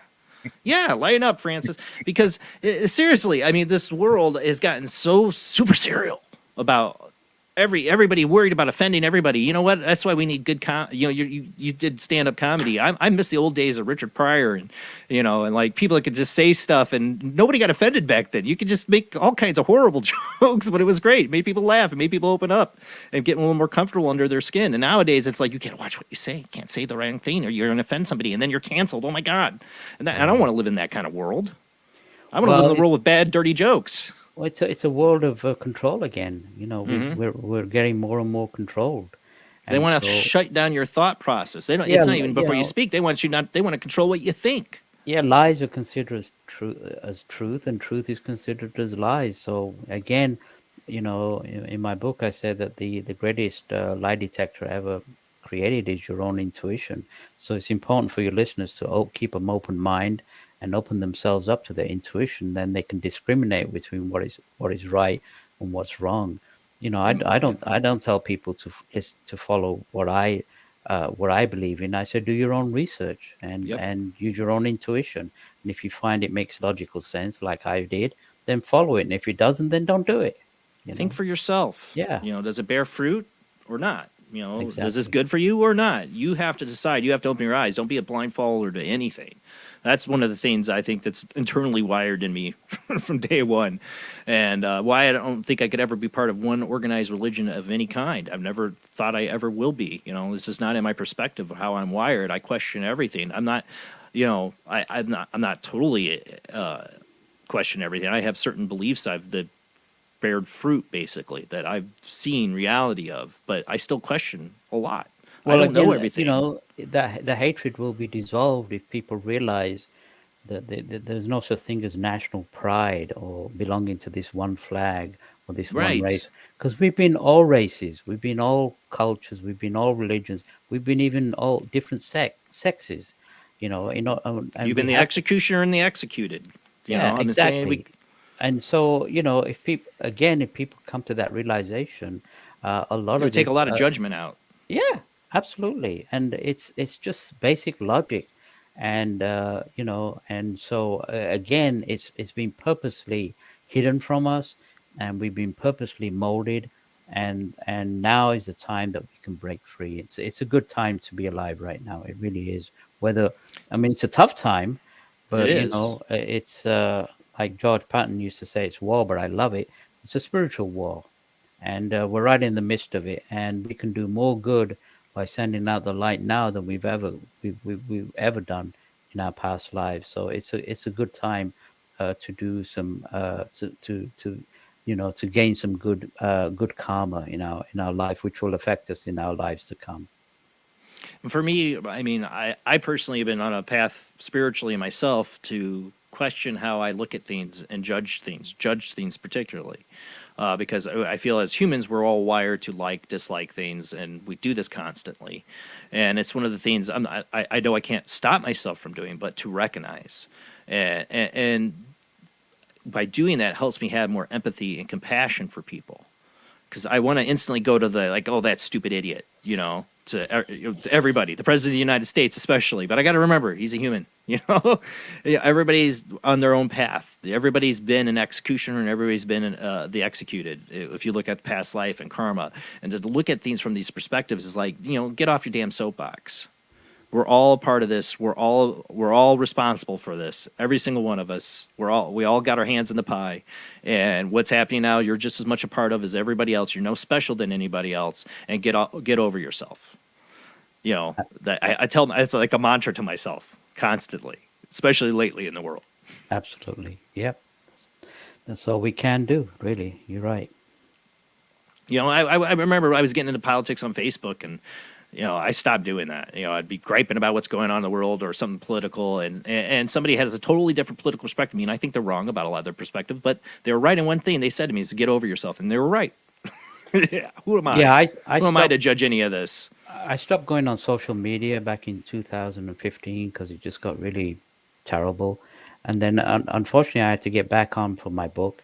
But now I won't tolerate any left or right wing opinion. I just You unfriend them shouldn't. because I want to see pictures of babies and cute animals and jokes and nature and stuff like that. Beauty I of don't. life. Yeah, I Me don't. I too. don't want to get involved in the hatred and the taking sides. It's just as I grow older, Life's too short. you summed it up. I just don't have the time for that stuff. Exactly. I was going to go for political science, and I was part of the Libertarian Party. I was going to get into politics, and then I had that wake up call. Basically, life's too short for this crap. I'm not going to change people's minds or hearts with politics. It's never going to happen, and all you're doing is a vicious cycle. It just goes around. That's not what I want out of life, and I'm done with it. Well, politics has never created any lasting peace. Never. We're not talking about even politics of this country. Politics of the world has never ever created a lasting peace. And if you want to follow a politician, then follow the spiritual masters, people like Jesus and Buddha and Krishna, and those that taught the real way. I think one of the greatest political speeches ever made was the Sermon on the Mount. Follow the real politicians of this world, not the ones that are influenced by money and power and just pawns to people, to the corporations, basically. Yeah. Well, no, I say this all the time. It's like, so what do you think about this certain politician? I'm not going to say who, but, certain people in the political spectrum. And I'm like, yeah, I like their messages. They seem good, but I don't trust them. Anybody has got to where they are in our system, especially in America, but even worldwide, has had to do a lot of things to get there that are probably not so great. And they're beholden to somebody. We've set up a system that's made it that way. You know what Dr. King said? He said, if you want to elect leaders, then they should be spiritual masters who can project, who can look on the other realms, who know exactly what's happening around the world. He says We're definitely not doing that. Those should be the leaders of the world because they can lead mankind and tell them exactly what's going on. That'd be great. Not people who, But that's not what we do. No, I mean, in ancient Egypt and other civilizations, some of the leaders were extremely psychic, or they had that part of their contingent. They had priests and psychics and occult masters around them to give them advice of what's going on, and so those should be the leaders of the planet. Not basic terrestrials who have no idea of what's even going on the other realms. They're worried about Uranians. No, sorry. Sorry. Can't have me back. Well, Wajid, it's been an honor to have you on this show. Everybody got to check out his book, Struggle for World Sanity. Your website is, I didn't write it down, wajidauthor.com? Yeah. That's correct. So, check it out there. Again, thank you, Wajid. That is it for the show. We are going to end it for the night. Next week, we are going to have... Whoop, that's wrong. That's the wrong... See, I'm way off my game tonight. Sorry to the radio audience, by the way, for me being a little late on playing that, but I've been off my game tonight. That's the end music. End of the show. Next week, we will have Dimitri Moriadis, if I got that right, Moriadis, you say his last name. He's a co-author of the book Heaven and Your Spiritual Evolution. Next Sunday, same bad time, same bad channel, 10 p.m. to 1 a.m. Central, 11 p.m. to 2 a.m. Eastern, 8 p.m. 11 p.m. Pacific time. Check us out on Facebook, YouTube, and Twitch. And also, don't forget to subscribe and follow. Thank you to everybody who shares out the show every Sunday. Thank you so much. Keep telling your friends about Paranormal Soup, a place where we can discuss openly about our experiences in this weird, crazy world that we live in, spiritually, weirdly, anything, it all goes here. And where the paranormal happens live sometime. I will be getting those ITC videos edited out to you guys soon in the next following weeks. Just keep attention if you called in for your edited video. The next couple weeks will be coming out. All right, guys, have a great night. See you next Sunday.